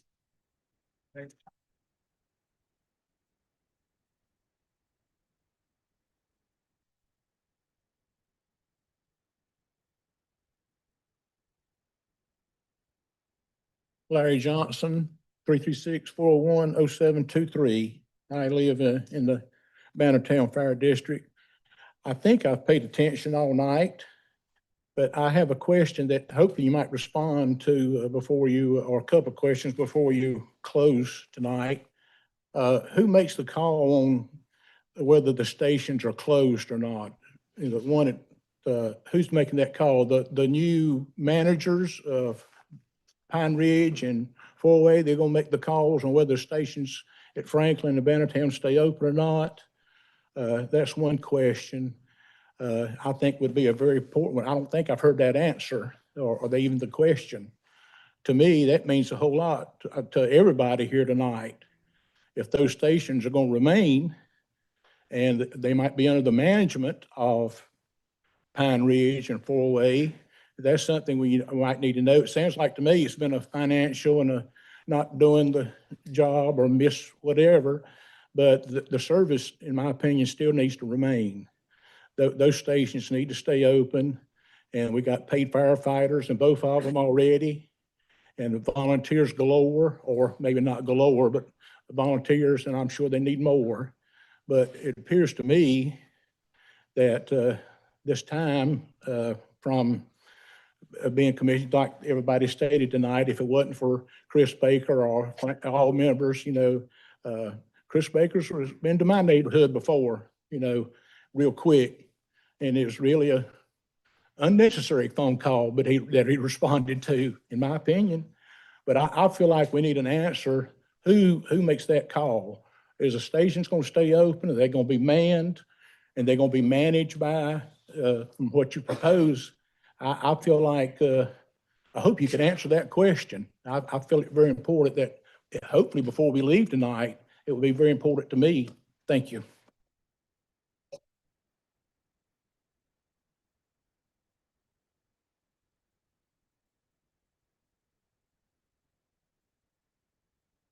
I'm Dennis Love, 336-978-5559.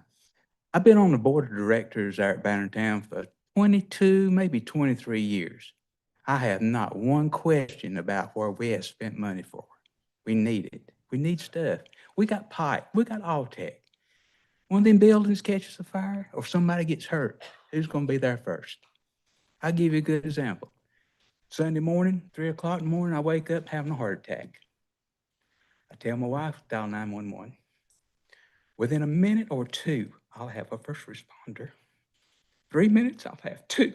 They can save my life. If I have to wait on the paramedics, I may as well kiss my hind end bye. Because a cardiac care nurse in Hugh Chatham told me a few weeks ago when she heard about all this, she said, do you know the minutes we used to go by in a heart attack? They're out the door. It's seconds that matter. Every second is heart muscle. Every second you lose muscle in your heart. So now, that being said, if it was in July, August, same scenario, I had a heart attack. How long is it going to take somebody from Franklin to get to me? I don't know, but I know somebody will come. But those extra minutes, it might be my death sentence. That's about all I got to say. Bill, I worked for your dad for 30 years. Good man, honest man. He stood up for what was right and wrong. I loved him from that. He was a good friend. In fact, did he ever mention the nickname Papa Smurf? I was the one to give him that nickname. Because Papa Smurf was always right.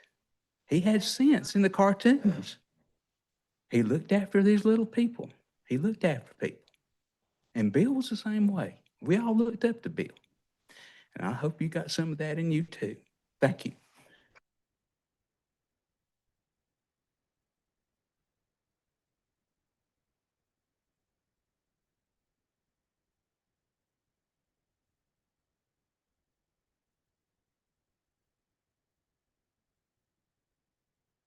Joey Snow, 789-3591. Man, you and Eddie both know if I'm standing here, this is serious. This is serious. Everything about this, boys, is wrong.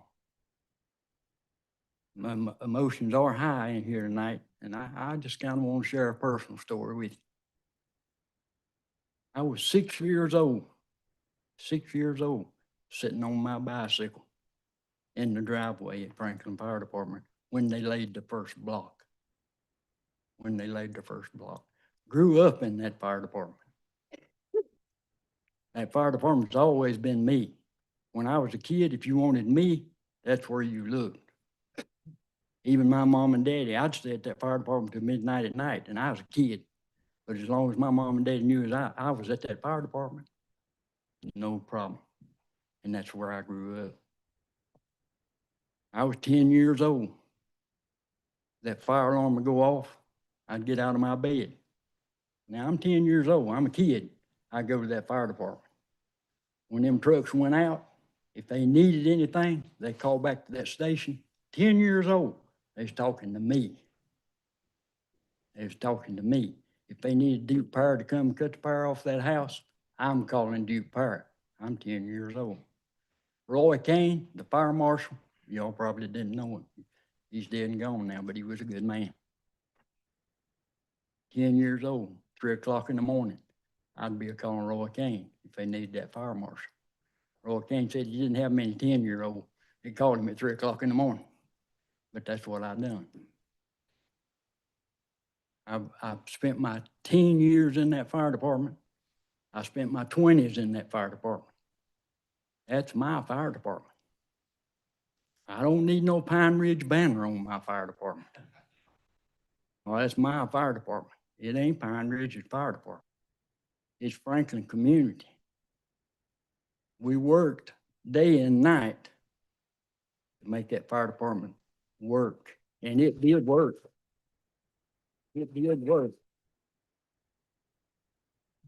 I'm 14 years old, knocking on every door in that community,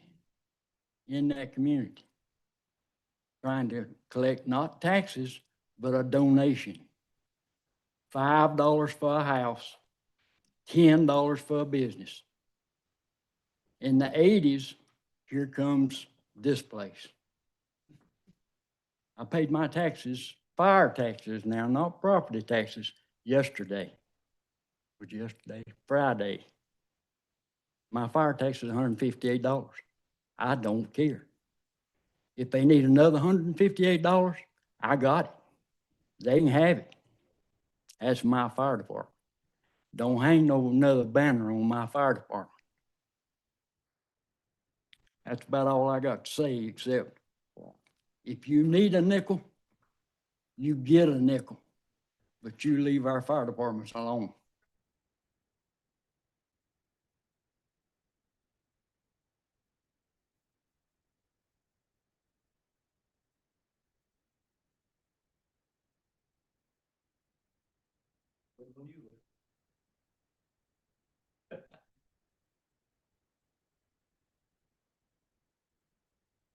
Hello, my name's Anthony Smith. My phone number is 336-429-9436.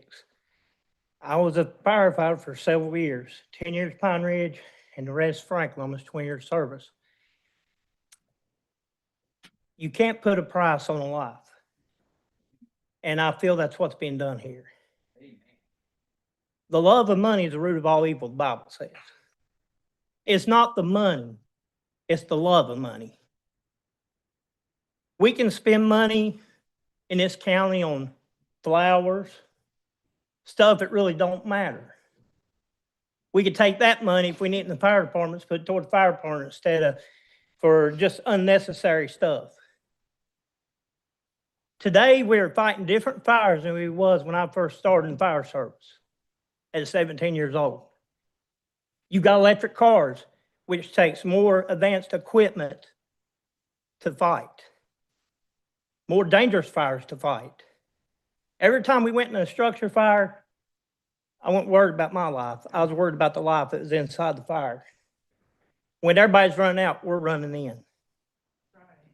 I've done 16 years medical also. I was a medical responder. Back during COVID, the firefighters, medical responders were instructed not to run the COVID calls. So some of them calls that wasn't answered was because of COVID and in certain reasons. Why? Because of what we was instructed to do. Franklin has to have the fire trucks, the ladder trucks. When you cover 4 school districts, 4, and when you cover businesses have to have certain fire. Look at Faith Baptist Church when it burnt. That was a huge building.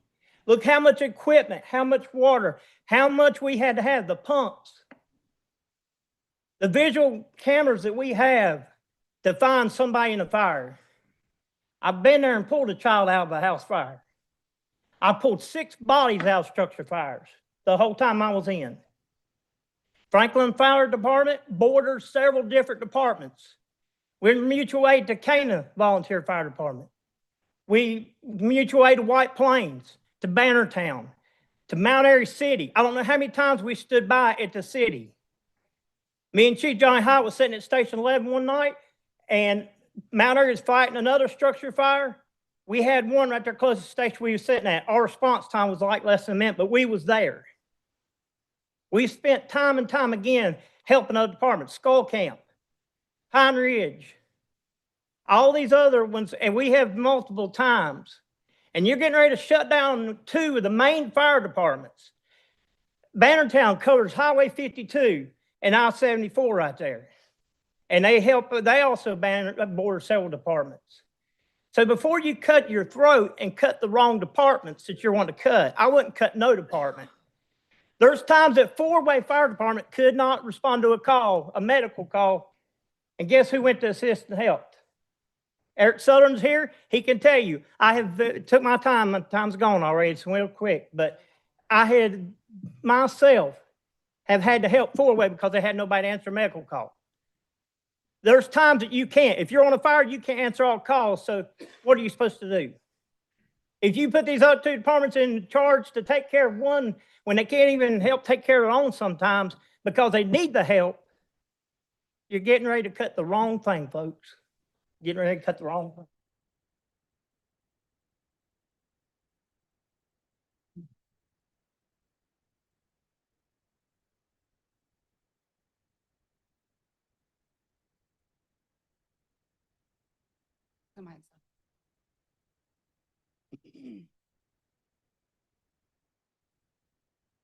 Most of y'all know me. I'm Susan Humphreys, 336-371-0103.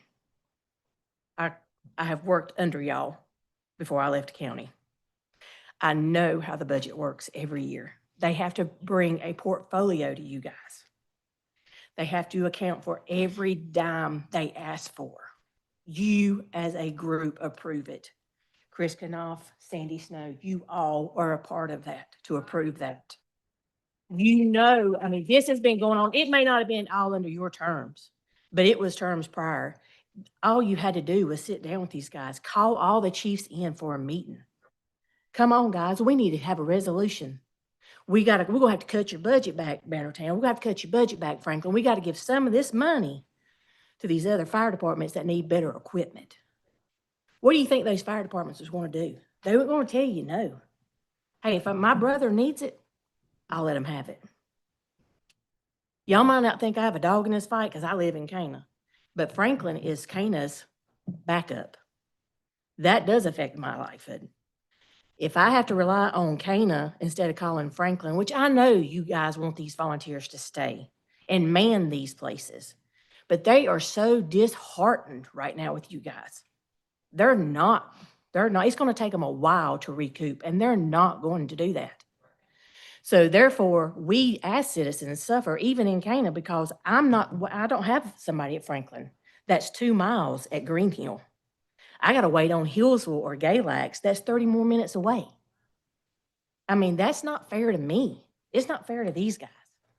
I've worked with all these guys.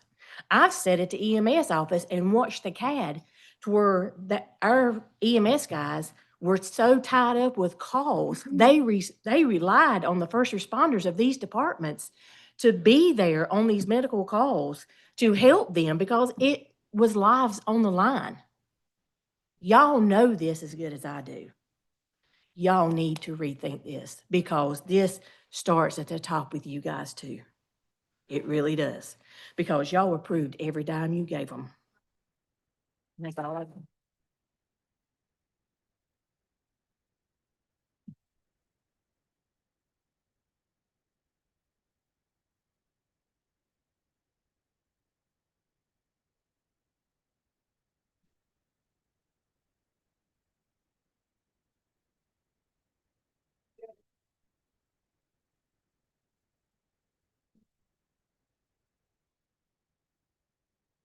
I'm Sherry Barnard. My number is 336-648-3886. I only have one question, and it's to Chris. I came the Monday that you asked for me and Doug to come, or I was told that you asked for us to come and have a meeting with you and Mr. Jones. I stood out in the lobby because y'all turned me away. When Doug came out, he told us, Johnny Height was here, Cameron Shore was here, another guy was here, Cameron Suits, another guy was with us. We all stood out there and waited. He told us that you told him for us to get rid of our debt, sell all of our equipment, and sell our building. If that's not true, I want to know if that was not said in that meeting. Because that's what you told him to do. He's got to look at somebody. He's got to look, see if he gets okay. I thought he was going to have a heart attack when he came out, and I've turned in my information. For people that don't know, we as treasurers or the financial part of the fire department, we have to turn our information in July to the county office. They are audited. We get a letter back. Used to be Martin Stearns, it was Gibbons and several more. They turn over like cold water and hot water. They can't keep the same people on, and I don't know why, but over the years, I've had probably 6 different auditors. Used to have a great relationship with Martin Stearns, but they go through every bit of our paperwork. I have receipts for everything. Everything is in there. I heard this year that my books were done in October. I didn't get my books back because I heard that you, who used to be my friend, and Eddie Harris was going through my book. I have never took a dime except the 4,200 that Joe Barr announced on Facebook today, and I didn't take it for years until the board decided that it was time. I had an accounting practice since 1973. I went to work there, bought it in 87. I had a great business, but I sold it to Andrea Niskren in 2015. And my problem is my books are audited. There is nothing wrong with my books. Johnny Height has done a great job at saving money.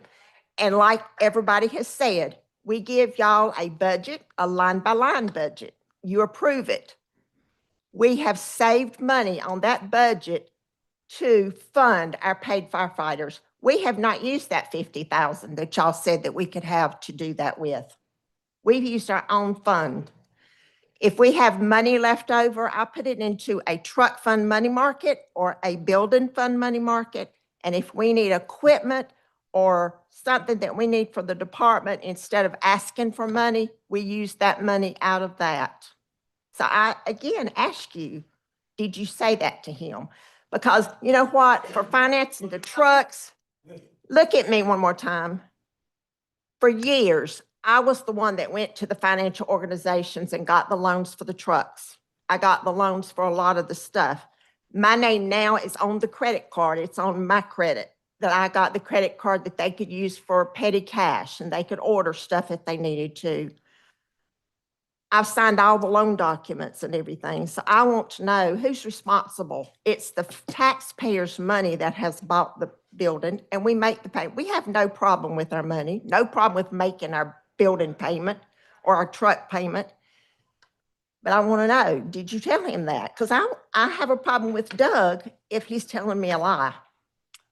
What we told him was that when we knew you had debts you'd have to settle, and that the county would work with you on that, but that the Pine Ridge Station would have to stay open. Well, Pine Ridge Station is... I'm sorry, Pine Street Station, West Pine Street. That is not what he said. He said that you said to sell our building.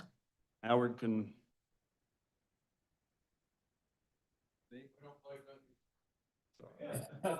I'll second that. We're going to have no firefighters. Pine Ridge is, I live off Redbrush Road. Steve and I have worked hard to have the home that we have, and we've added on and done all kinds of crazy stuff, but that's our life. It's our business. Lee and Judy have property all over Surry County. And if Franklin Fire Department cannot come to our homes, we're not going to have any service because Pine Ridge is 6, 7 miles away. I mean, it's out of the 5 mile radius. Also, last Sunday week, when they were fighting the Bottomley fire in Allegheny County, what would have happened if our houses caught on fire? We would have had nobody to fight our fire. They were all in Allegheny County. Why did they go to Allegheny? They should stay in Surry County. I know we go to Cana, but that's always been that way.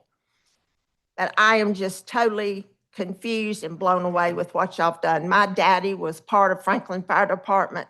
Steve and I have donated thousands and thousands and thousands to the firefighters to help them. We donate to the auxiliary every year. Daddy died in 19 and ever since then.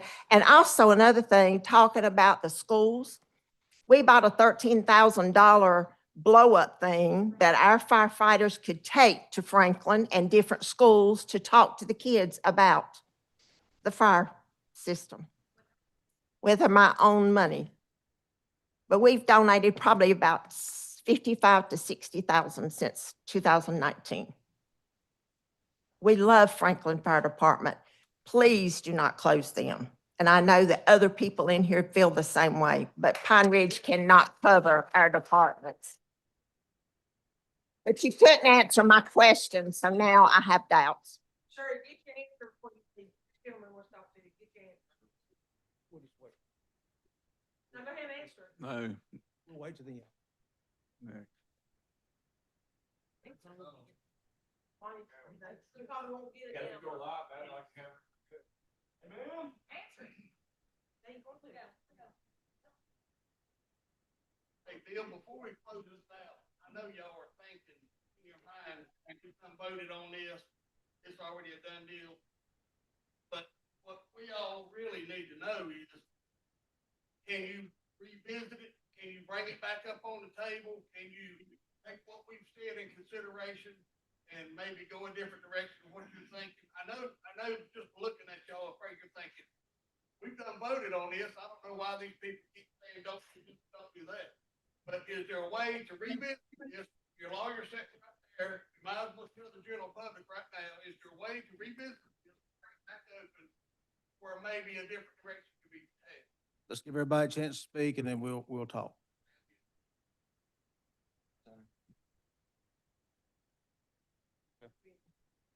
Yeah.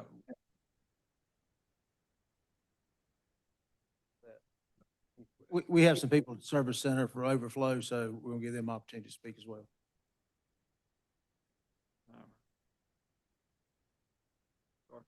Hello, this is Robert Flores, 336-608-9723.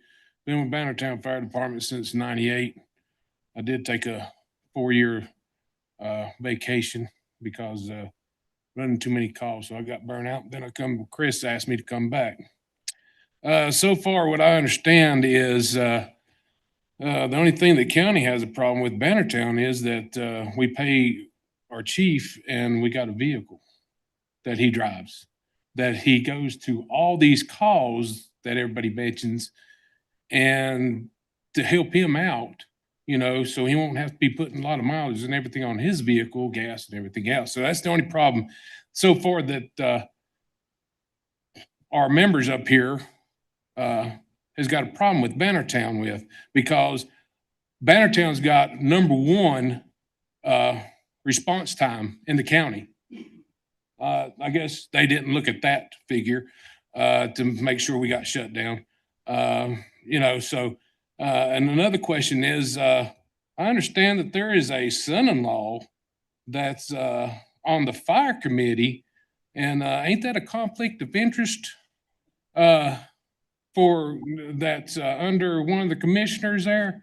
So she can dictate what he's going to say and do to help out the fire departments? Just a question.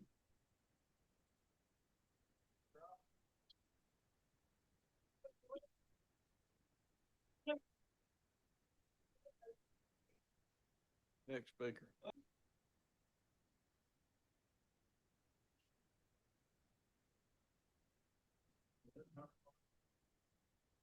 Is that all? Hi, my name is James D. Hart. Some of you probably have met me or got to hear me talk about 2 weeks ago. I know most of those commissioners up there know me and met me at some point in time. On one I've not had to look for a meeting with Miss Hart, and that's fine. Like I said, my name is James D. Hart, 28 years in the service, 9 years as fire chief, pilot and all volunteer fire department. Phone number is 336-401-7568. Address is 251 Shoals Road, Pinnacle, North Carolina, which is in Surry County, and that's a 27043. If you want to stop and see me, you can come see me. One of you gets right by the house at least twice a day. You can stop at any time. The issue I've got with this whole thing is there's not been any transparency, and I will apologize to y'all that I couldn't make it to your September the 2nd meeting because I was at the hospice home over here with my father. And I didn't make it November the 3rd to have the rebuttal, and I would really hope that more people would have showed up in, and we'd have had what we've had tonight, but we didn't. But that was November the 3rd, and my dad passed on November the 5th. Wasn't able to be there. We sit and discussed, let me rephrase it. Y'all sit and discussed February the 26th of 2025 with your consultants about looking at what need to be done in Surry County. Some of y'all go back and remember, I've talked to y'all in your yards, talked to you at association meetings, talked to you at trainings, talked to you at my fire department. I went to get and talked to you about some budget issues at some other departments back in 2020. Talked to the county manager wherever he's sitting around there on the corner. Chris, nice to be able to talk to you since you don't return calls from 6 years ago. But anyways, I discussed that something is going to have to change in this county with the fire service. And it does. It reflects into money. It reflects into how we do things and what we've got, the distribution of equipment and so forth. Even looking at these people sitting probably in here in this room and that room over there with you that lives without 6 miles of a fire department, which puts them in a class 10 fire district.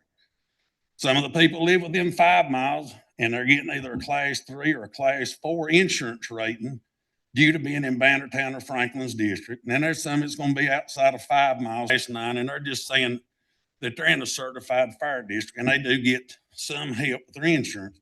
But let's back up to the class 10. That means you are at the mercy of the insurance companies.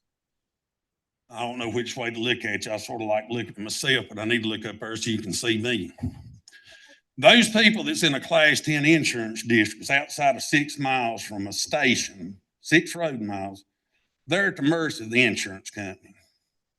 That insurance company can write them a policy if they want to, and they don't have to write them a policy if they don't want to. And they're at their mercy of what they're going to pay. May the 4th, this coming year, 2026, our great insurance commissioner, Ron Cossey, is going to sit and have to have a meeting with the insurance commission because the great insurance companies has discussed about adding a 68.3% increase on dwelling structure insurance.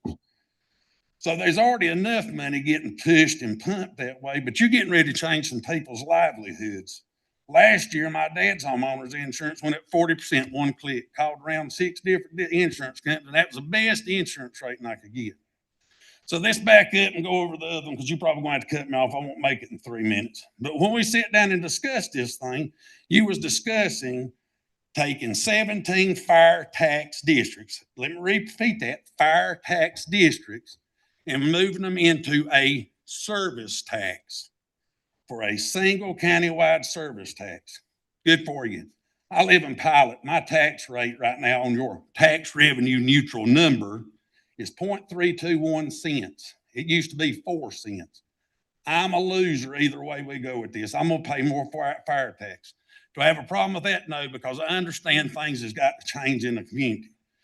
But you've got 2 fire districts that's paying, their tax rate is higher than the 2 that you're eliminating. Their insurance rates is lower than those. Not throwing off on them. They do what they got to do to be able to provide the constituents inside their fire districts. The same job you 5 sitting up there are supposed to do to provide to the constituents inside the county, 72,000+ people. Do you not also understand that there's 5,500 roughly citizens lives in Bannertown Fire District. 8,500 lives inside of Franklin Fire District. before school goes in session, which is roughly about 17% of the population of the whole county.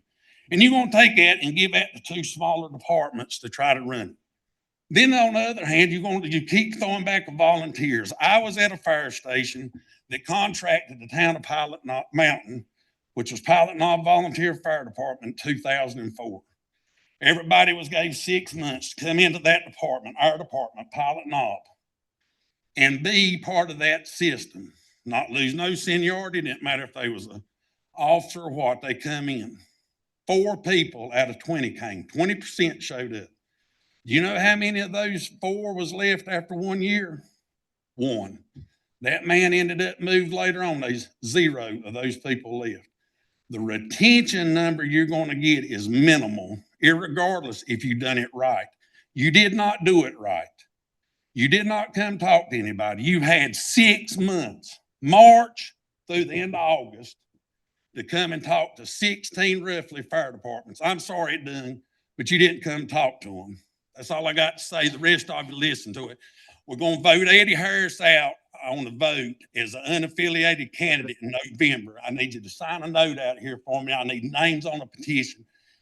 And the other thing is, good luck on your special use permit for Westfield Fire Department next week.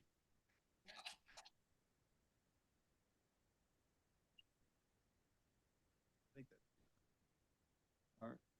Is that it? Anybody else? I've got somebody else. Good evening, folks. My name is Caden Ratcliffe. Number is 336-710-3828. I'm 19 years old. I'm currently a student at Carolina Chapel Hill, and I'd love to come back to this wonderful county after I graduate, raise a family, and enjoy all the splendid nature of this beautiful county. That being said, the number one thing that I want to make clear is there is no reason to pit against these volunteers and from different departments and the EMS services. These volunteers are making sacrifices that, frankly, so many people would never dream of making. There are so many people that can never dream to run into a burning building as everyone else runs out. And frankly, I don't think that any volunteer department should pit against another volunteer department excuse me. And that's frankly racketeering to pit these departments against each other. There is no existing problem between these departments. These volunteer departments do not have a disdain for each other. And that's a narrative that is completely being pushed from an external source. That being said, the state of this country, the state of North Carolina, and the state of Surry County is divided. No matter which way we spin it, there's a lot of division, there's a lot of unrest. And frankly, because we live in an imperfect world, a world corrupted by sin, that there's going to be hard decisions where people are going to be upset. So what I ask to this county, to the people in leadership, why must we harp on a decision that's not controversial? We have so many other things that we're going to have to face. Can no one see that we are not in the minority here for supporting our fire departments? Anybody here that has been affected by a fire department only has the utmost respect for these volunteers. We're not in the minority here. And I guess that's really all I have to say. Let's use our time on something that actually needs addressing. And our fire departments, whether they're perfect or not, they serve a great purpose in this community. And shutting them down is not the answer. And we all know that. And the people that are pushing against that, why can't they just own that? But thank you. That's all I have.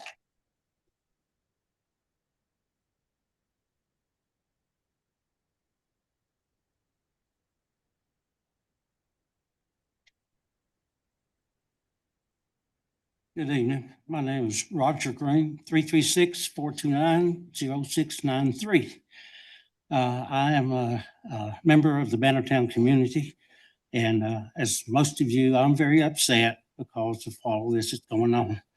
And I hope something can be worked out because this is a community thing. And we feel like their community is being taken away. This is community fire departments in each fire department.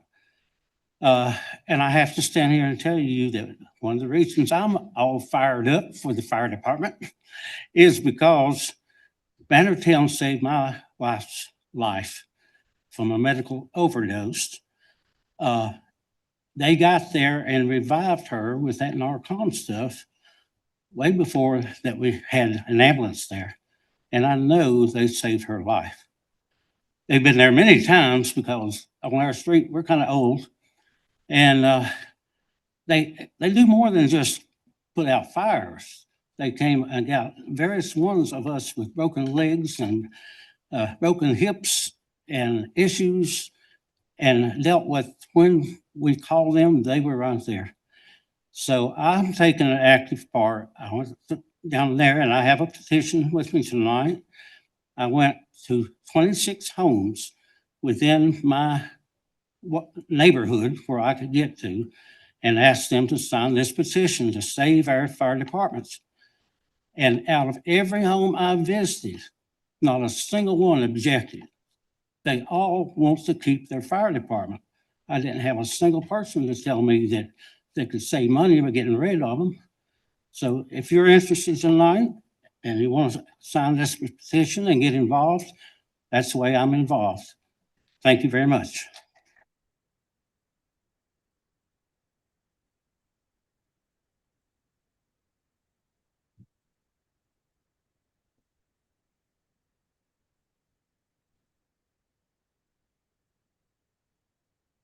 My name is Donna Tao. I live in the Bannertown Fire District.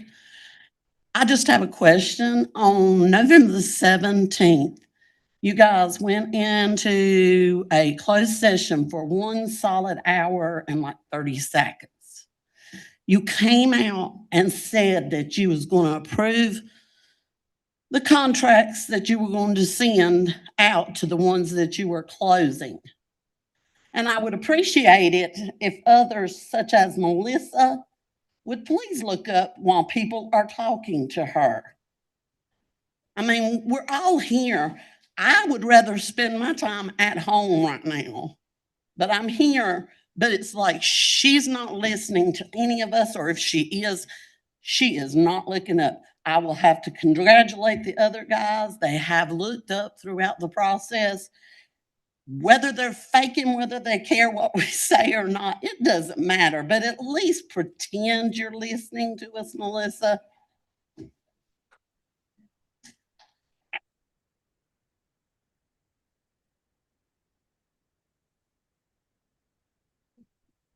I'm Larry Hearn.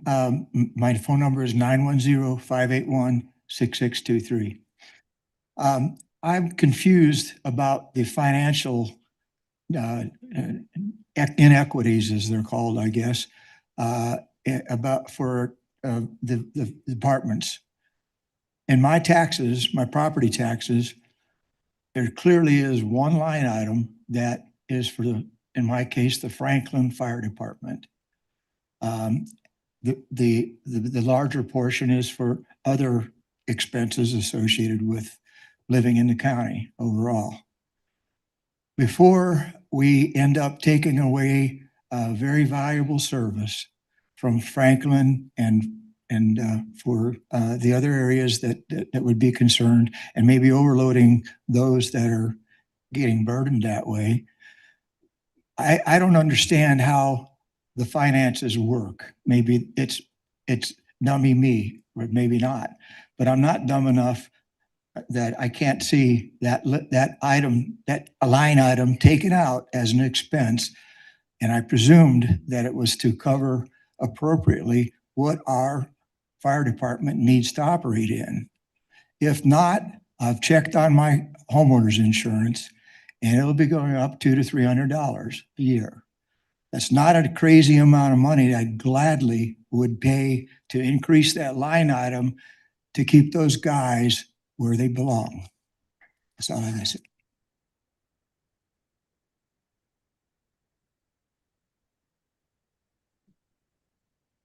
My name's Rick Jackson, 648-4700. I live in the Franklin Fire District, and I really appreciate them. When I gave them a call one night, we had a chimney fire, and they was there in less than 5 minutes. We could have lost our home.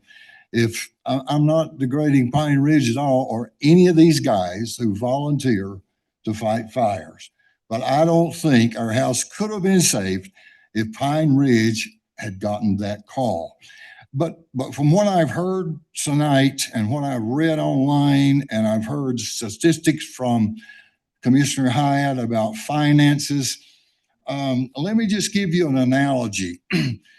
If you got a manufacturing plant that is working sufficiently, but according to Ms. Hyatt, there are 2 underperforming managers in this manufacturing plant that's working fluidly, fine. You don't close down the manufacturing plant to punish just 2 underachieving managers.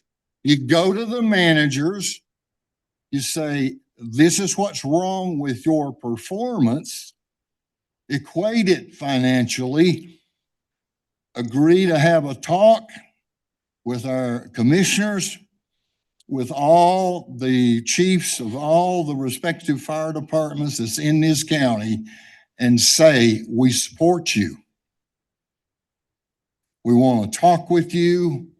We want to crunch numbers with you, because we realize that without 2 greatly performing fire departments, lives are going to be lost, folks. Property is going to be lost.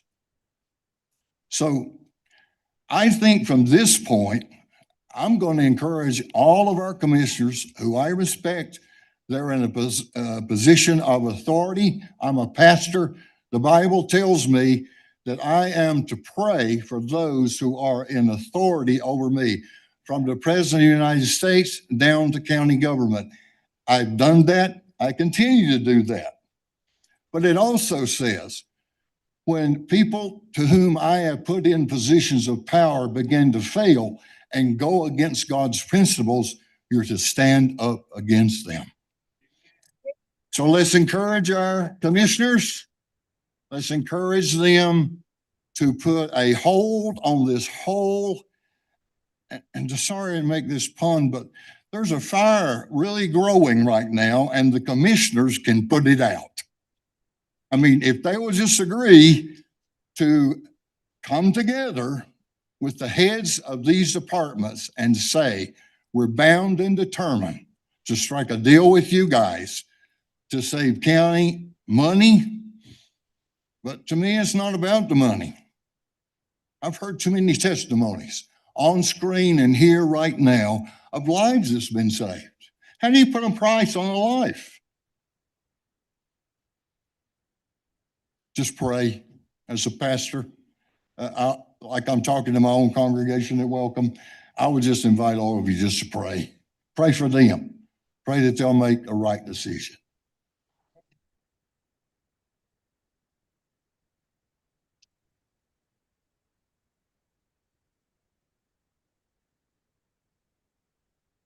Anyone else?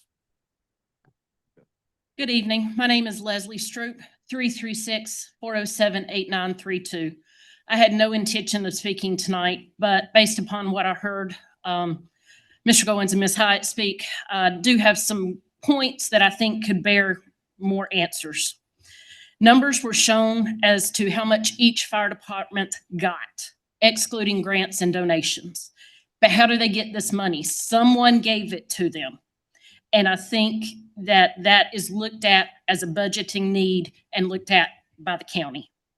It was mentioned several times about being fair. However, I don't think anyone feels that this is being fair to our community. It was also mentioned that the values that the county has is not being upheld by some of our departments. I'm curious which values are not being upheld by which departments and which departments are upholding those same values. And it's been said, but it sounds like it's a personnel and or a finance issue. These, I believe, are all business people. Why would you not handle this like you would in your own business? Staggered disciplinary action or a budget evaluation. As you just said, you don't go in and wipe out a whole department because one person is not functioning as they should. They showed us data. I'm a numbers person. Take the COVID data out, all the way around. What would those numbers look like for all departments? And can we look at it by the population served? And then personally, I'm concerned about those residents on the fringes. What happens when there's a medical or file call at White Pines Country Club up on the Cana line? Instead of having somebody at Green Hill, we're going to be waiting on White Plains or Pine Ridge. And then what happens when those departments are responding to that White Pines Country Club call and the tones drop for Pine Ridge or White Plains? You don't have enough personnel to cover it. Thank you.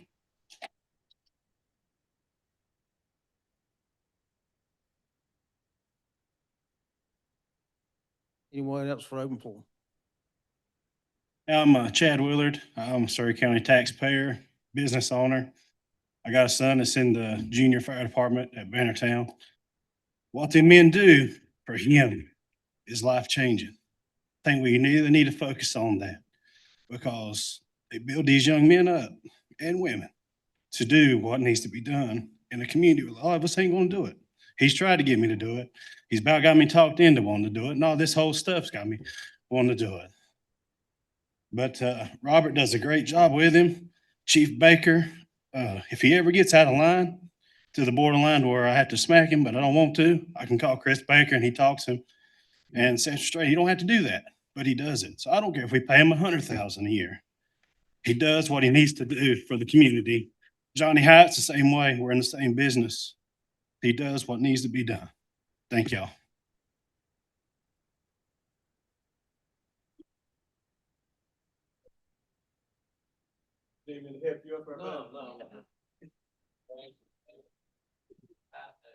My name's Lee Mills and my number is 336-401-0208.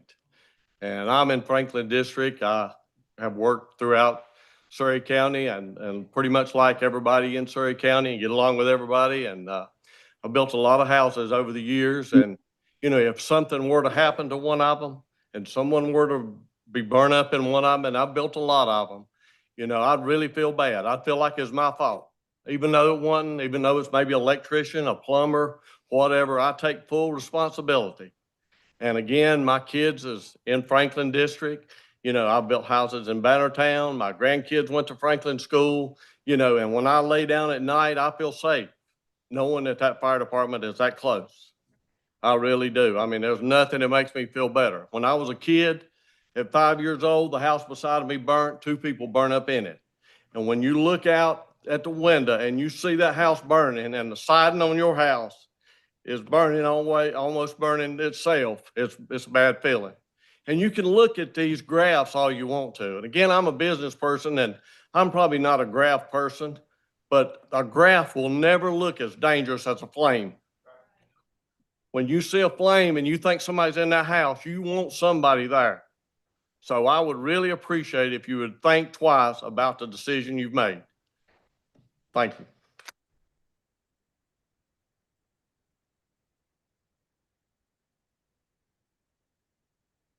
Hi, I'm Amy Shaw. My number is 336-929-5777. Like many of you, I did not plan on speaking tonight. My neighbor asked, hey, do you want to go? And so I was like, yeah, sure I do. I mean, because the thing is, do we vote for this? Because I voted for some of these people sitting right here. And I didn't vote to defund the police. I didn't vote to defund a first responder.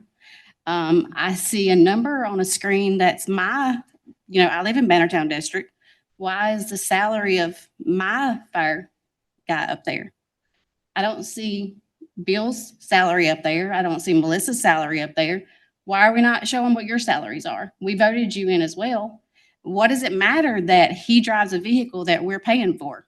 Because he's leaving his house to go straight to the scene, right? Just how many deputies drive your vehicle home? I see them in your driveways all the time. True story. I mean, it makes no difference that he's coming to run a first responder call. You're doing the same exact thing. I mean, I see no difference in that. As a homeowner, I recently had my insurance agent drop my particular company that has my home. So I had to go out and find a different company. Well, where I live, there's a lot of trees. So what happens, in Pine Ridge when mostly their calls are probably what, the fires? I mean, really? So what are we running down here at Franklin? School calls? I mean, if Bill was the principal, how long does it take to do one of the skits for, let's say, a shooter scene? Do we not need somebody outside the schools to direct all the parents where they need to go? I mean, I just think that what you did was behind closed doors. You can say it was not. But when you have a little small meeting behind closed doors and you come up and you say that, hey, now we're going to close something. I feel like that when you wanted to bring alcohol into the county, it was on the voter ballot. We voted whether we wanted it or not.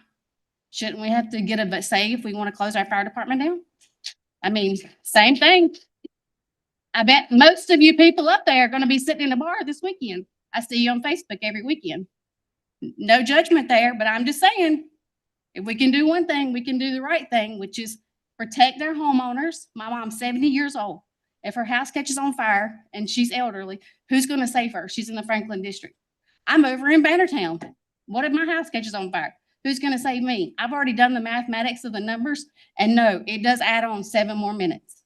7 more minutes for Flat Rock to get to my house. So how is that fair? And I do think it's disrespectful that most of you do look down and don't even pay attention to us. But when your seat's empty next year, because no, we're not going to vote for you again. And when you run for something else, like mayor, we're not going to vote for you there either.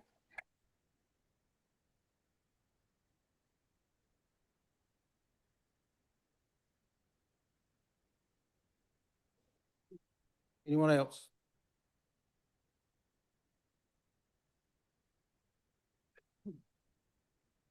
Hello, my name's Robert Easter. Mark Marion, I reckon you know me. You know my phone number, so I'm not going to tell you what it is. 2 years ago, my wife had a spill in the driveway. I couldn't get her up. She wasn't responsive. And I called 911. In a matter of minutes, Franklin was there. It took at least 10 to 15 minutes for the EMS to get there. I didn't know if she was dying or if she was dead or what the problem was. But they got her there, they revived her, and the ambulance did take her, and she was all right. And I just want to say to you county commissioners, y'all need to do a little soul searching up there. I see you squirming a little bit here and there. And Melissa, you need to look at the damn thing over here instead of looking at your phone down there. So, and you also too, Mark, my people in Mount Airy and the Franklin district, we work for you. We work for you hard. All you commissioners, we work for you hard. Y'all work for us. We don't work for you. So my advice to y'all is to do a little soul searching tonight and come up with a better plan than what y'all have. So if y'all want to keep your seats, I would advise you to do that because you're on a damn thin string right now. And that's all I got to say for you.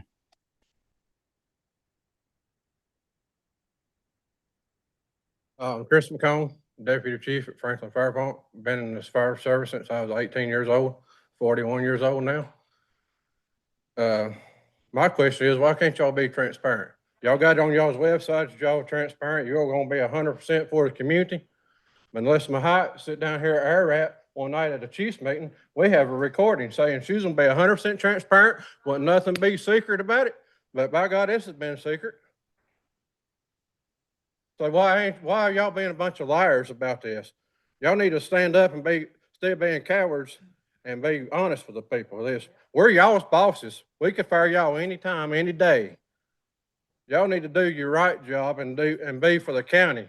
We could all be a good family together, but y'all want to be the thorn in the side. Y'all need to make a change, and this ain't one of them.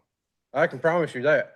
As I give my heart and soul to this fire department, I don't want to leave my family at night, 2 o'clock in the morning, but I get off my ass and go do it though. I don't want to see none of y'all there fighting fire. Y'all come get this paper. Y'all can have this right here. Y'all get y'all some fire gear. I want y'all to join the fire department for a month and see what it involves. And then y'all will think about this shit. But y'all want to make decisions that y'all don't have no damn clue, and you actually mentioned about it. You don't have no clue about the fire service, but you're going to make decisions like this. That takes a coward to do something like that. And I can promise you, these fire departments, what we're spending money-wise is because we're covering our district. It takes money to run calls. I don't know how you think you're supposed to make it across town without gas, you know? I mean, you gotta have money to buy damn gas, you know? These trucks don't run off air. I mean, it takes money to service, and you gotta keep your stuff up so you can actually run a call. If a truck's broke down in the bay, it ain't gonna do no good. So y'all make that decision. Y'all see how bad of a sign you get on your back when y'all don't do the right thing.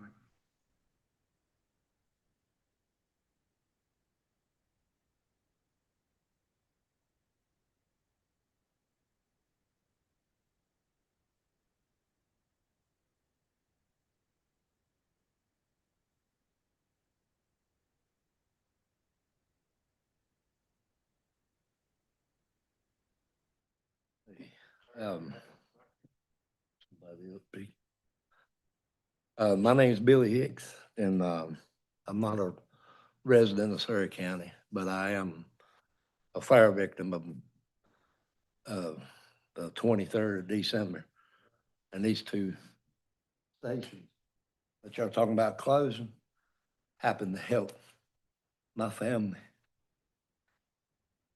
And I'm gonna tell you, years ago, I used to be part of all these guys' family, because I used to be a firefighter. But as you can tell, I can't do it anymore. But I'm gonna tell you, you don't know how grateful I am for these two. I mean, there was a lot of fire departments there, and they gotta stick together. They gotta stay together. They don't need interrupted by, don't take this wrong, politics and all that crap. There's lives out there. And I'm living proof of that. They helped save my whole family's life. Thank you.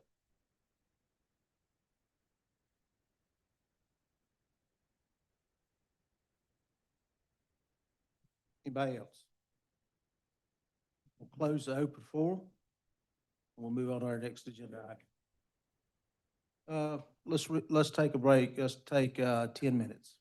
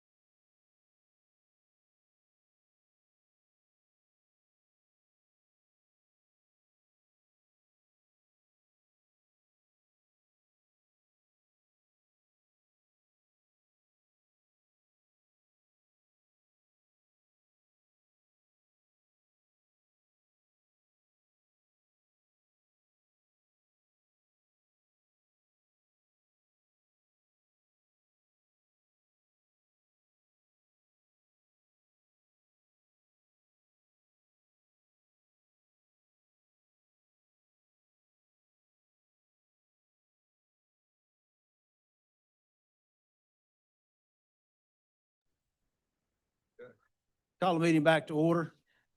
I know it's been a long night, a lot of passion, a lot of emotion in the room. And what I would say is, we're gonna take all that's been said, and if I were looking down, I was taking notes as people were talking, and take, what's been said here under advisement. And, we're gonna move forward. Don't have to do it today, and we're not gonna make a decision tonight. But we're gonna look at things and, see what we can come up with. And that's, I think that's fair. I think it's fair for us to, we have plenty of time to do whatever we decide to do. We have time to do that. And, so we're gonna take what's been said here tonight under advisement, and we'll move on from there. So.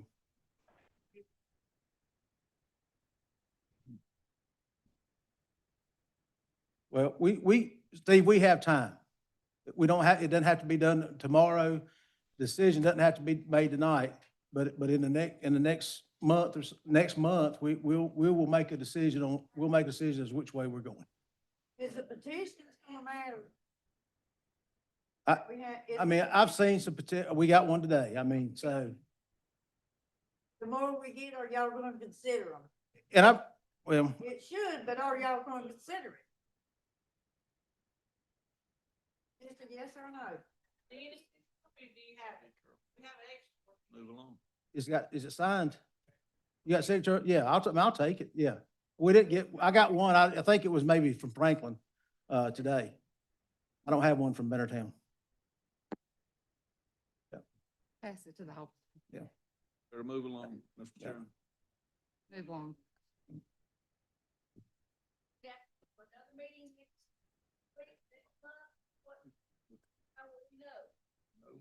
We'll know when we know. I mean, we will, look, I'm not trying to be funny. I mean, we will be transparent about it. Yeah. None of that's doing any good. Yep. We are going to work on this. That's our commitment. That's our commitment. That's what we said tonight. We're going to work on this. We're going to take what's been said under advisement, and we're going to make a decision.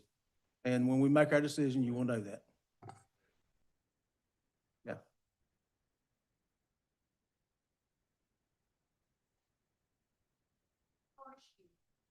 I was told to liquidate our asset and settle our debt. They never once said anything about helping. Is that correct? Is that what was said?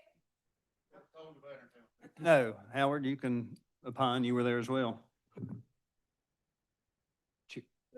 That's enough. That's enough. Do you want me to respond to that, Chairman? Want me to respond to that? I mean, I serve at, do we have a Yes. consensus? Yes. Yes, you can respond. Okay, and are you listening or are you talking?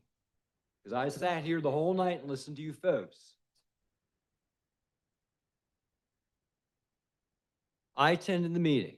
At the meeting were the fire marshal, county manager, the county attorney, and myself, and Mr. Coble. Let's be fair. Mr. Coble was very upset. I would have been too. I have been fired, and I have fired people before. It is not a good situation. People hear what they want to hear. Mr. Coble is correct. The county manager is correct. Both things were said. Mr. Woltz said, by statute, after your contract is over at the end of June, you will need to wind up your business and pay your debts. That is the law in this state. Any lawyer knows that. Bannertown, Franklin's management know that. They understand the statutes. I said, after Mr. Coble said some things that I won't repeat, I said, stop. We're not telling you to go spend everything and pay all your debts. A similar conversation with Bannertown. Bannertown said, we have the money, we'll write a check right now. We'll leave here and go pay our debts. I think you'll recall, Bannertown. Okay? Well, you asked Mr. Love and you asked Scotty.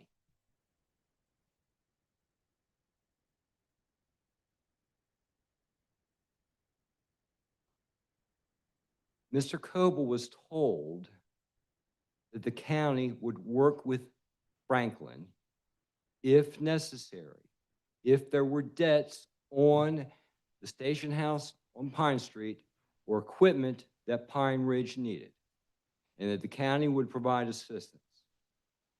That was said. Did he hear it? I doubt it. He strikes me as an honorable man who was upset. Was he told you have to pay your debts? Yes. What did he hear? I don't know. I know what was said at that meeting. So deep breath, a lot of emotions here. People take away from a meeting what they want to hear, especially when they're upset. Think about that. That's it. Thank you. All right, we're going to move on in our agenda.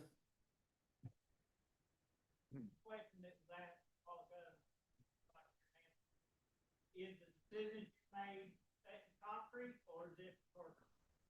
So, nothing, I have reviewed what has been done. All the resolutions that were passed can either be enforced with full effect by this board, and they have the power to do that. They have the power to change those resolutions. They have the power to do anything in between.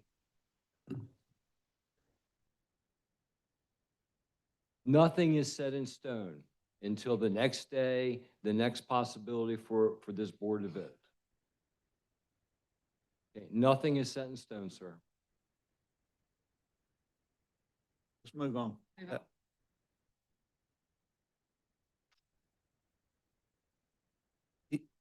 Sir, With due respect, I think we're done. I've answered your question. They always have the power to undo these resolutions. We're going to move on. We have other business to take care of, so we're going to move on. Yep.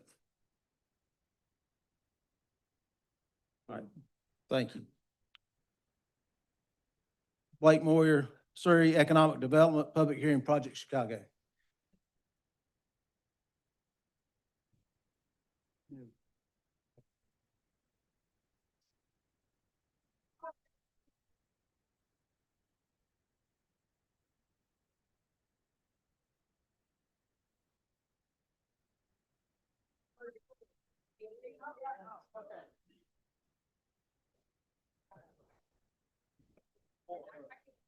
What do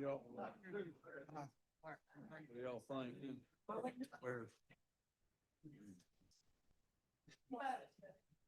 Yeah, but we still right. Very curious. I heard her say that.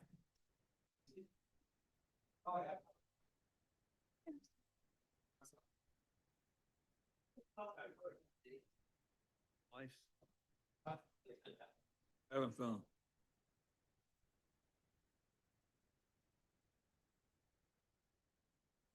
We had to move on. It was about to get explosive. Again.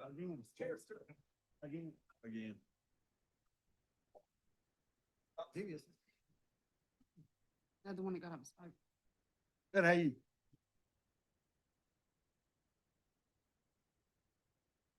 Guys, you go to the ball game? You go to the ball game? Just hadn't heard of one. All right, we're going to move on. Ready Mr. for it? Moyer, Yep. you're ready. Sure. Thank you for having me tonight. For the county commissioners and citizens of Surry County, my name is Blake Moyer, the president and CEO of Surry County Economic Development Partnership.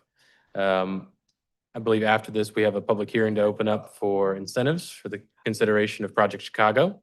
Project Chicago is a existing employer in Mount Airy, in the county limits, and in Mount Airy, the city limits, that has been in our community for over 30 years and is seeking incentives for a competitive project that would invest up to $1 million, hire 3 to 5 people, and make active a rail spur in the city of Mount Airy.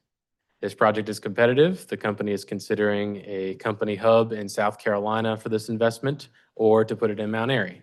Thus, this meets North Carolina General Statutes laws requiring competitiveness for projects considering incentives. To remind everybody here, online, citizens of Surry County, the incentives that are on play tonight are not my taxes that I paid. They're not Joe's from down the street's taxes that they paid. They're not somebody uptown in Mount Airy's or what have you. These are potentially, if approved, a certain percentage of the taxes that this company would pay on their new investment. So it's nobody else's money given to them free of charge. It's their money given back to them if they perform as required by an incentive agreement. So Surry County Economic Development Partnership encourages Surry County to approve the incentives as given to them. I believe it's 80% over 5 years. City of Mount Airy approved similar incentives back in December. I'm happy to answer any questions outside of the company's name. Thank you. Open a hearing. I'm gonna open the public hearing. Anyone wishing to speak about Project Chicago may come forward and do so at this time.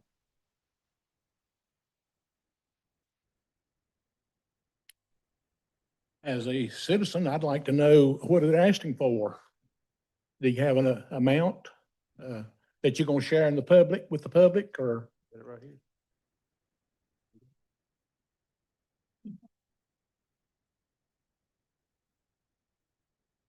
The incentive grant is a 80% incentive grant over 5 years. The total amount is estimated to be $18,344.88. The estimated payback years are 3.97. I would, if I had a vote, I would vote yes on that. Very reasonable. I just want to know the amount.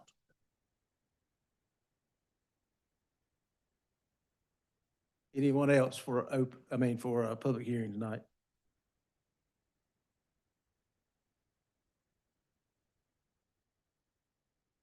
All right, I'll close the public hearing.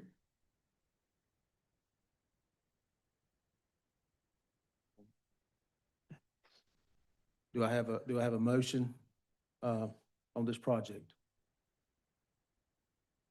I'll make a motion to proceed with the project and as per county manager, those terms. Motion by Commissioner Marion. Do I have a second? Second. Second by Commissioner Hyatt. Any discussion? All in favor, please say aye. Aye. And the ayes have it. Thank you, Blake.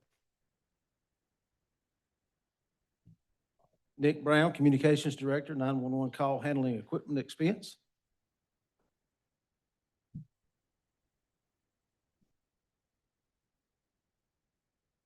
All right. When we moved into the new 911 center, we had to have new call handling equipment, which would enable us to keep our telecommunicators in Surry County instead of having 4 in Stokes County at our backup where we didn't have a radio system that would reach into Surry County. And then the other 4 would have been here to answer the calls at our old 911 center. I requested as a large capital item in the fiscal year 24 budget in the amount of around $69,000. It was around $69,000 plus any taxes or whatever. But with delays in the new 911 center, it took them a while to get all the equipment installed, and they billed us for it at the end of September in the amount of $74,047.21. I'm just seeking approval. It was approved in the fiscal year 24, but it wasn't re-encumbered into this budget cycle. That money just went back in general fund, correct? That money which is what? Yes, that's correct. Okay. Yep. Okay. So I've talked to you about this, and it's just a delay, just like everything else. Yes, sir. All over the United States. So money's already budgeted, and as for me, I'm good. Do I have a motion? Motion to approve the request of allocation. All right, have a motion for Commissioner Hyatt. Do I have a second? I'll second. Second by Commissioner Marion. Any discussion? All in favor, please say aye. Aye. Aye. And the ayes have it. All right, County Commissioners, general business. I'll start with Commissioner Tucker this evening. I don't think I have a whole lot to add tonight. Most of the folks are gone, but the ones that are not, appreciate your attendance. Always welcome. We'll continue to work at this job on our end and do the very best we know how.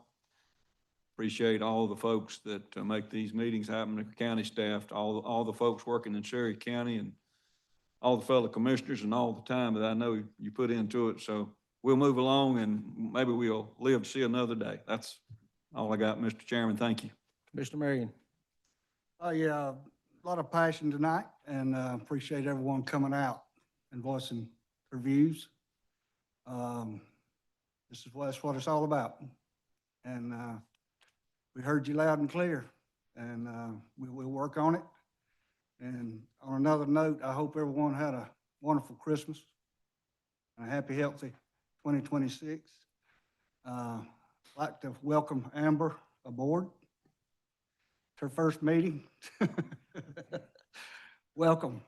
But other than that, just appreciate everybody coming out tonight and being passionate about their views. Commissioner Height. I would like to acknowledge one thing that was said earlier, if I disrespected somebody by looking down. But when you asked me to listen to, let's see, which I'm happy to always listen to 43 people speak, I'm going to take notes to remember what somebody said, and I've got 9 pages of notes to review.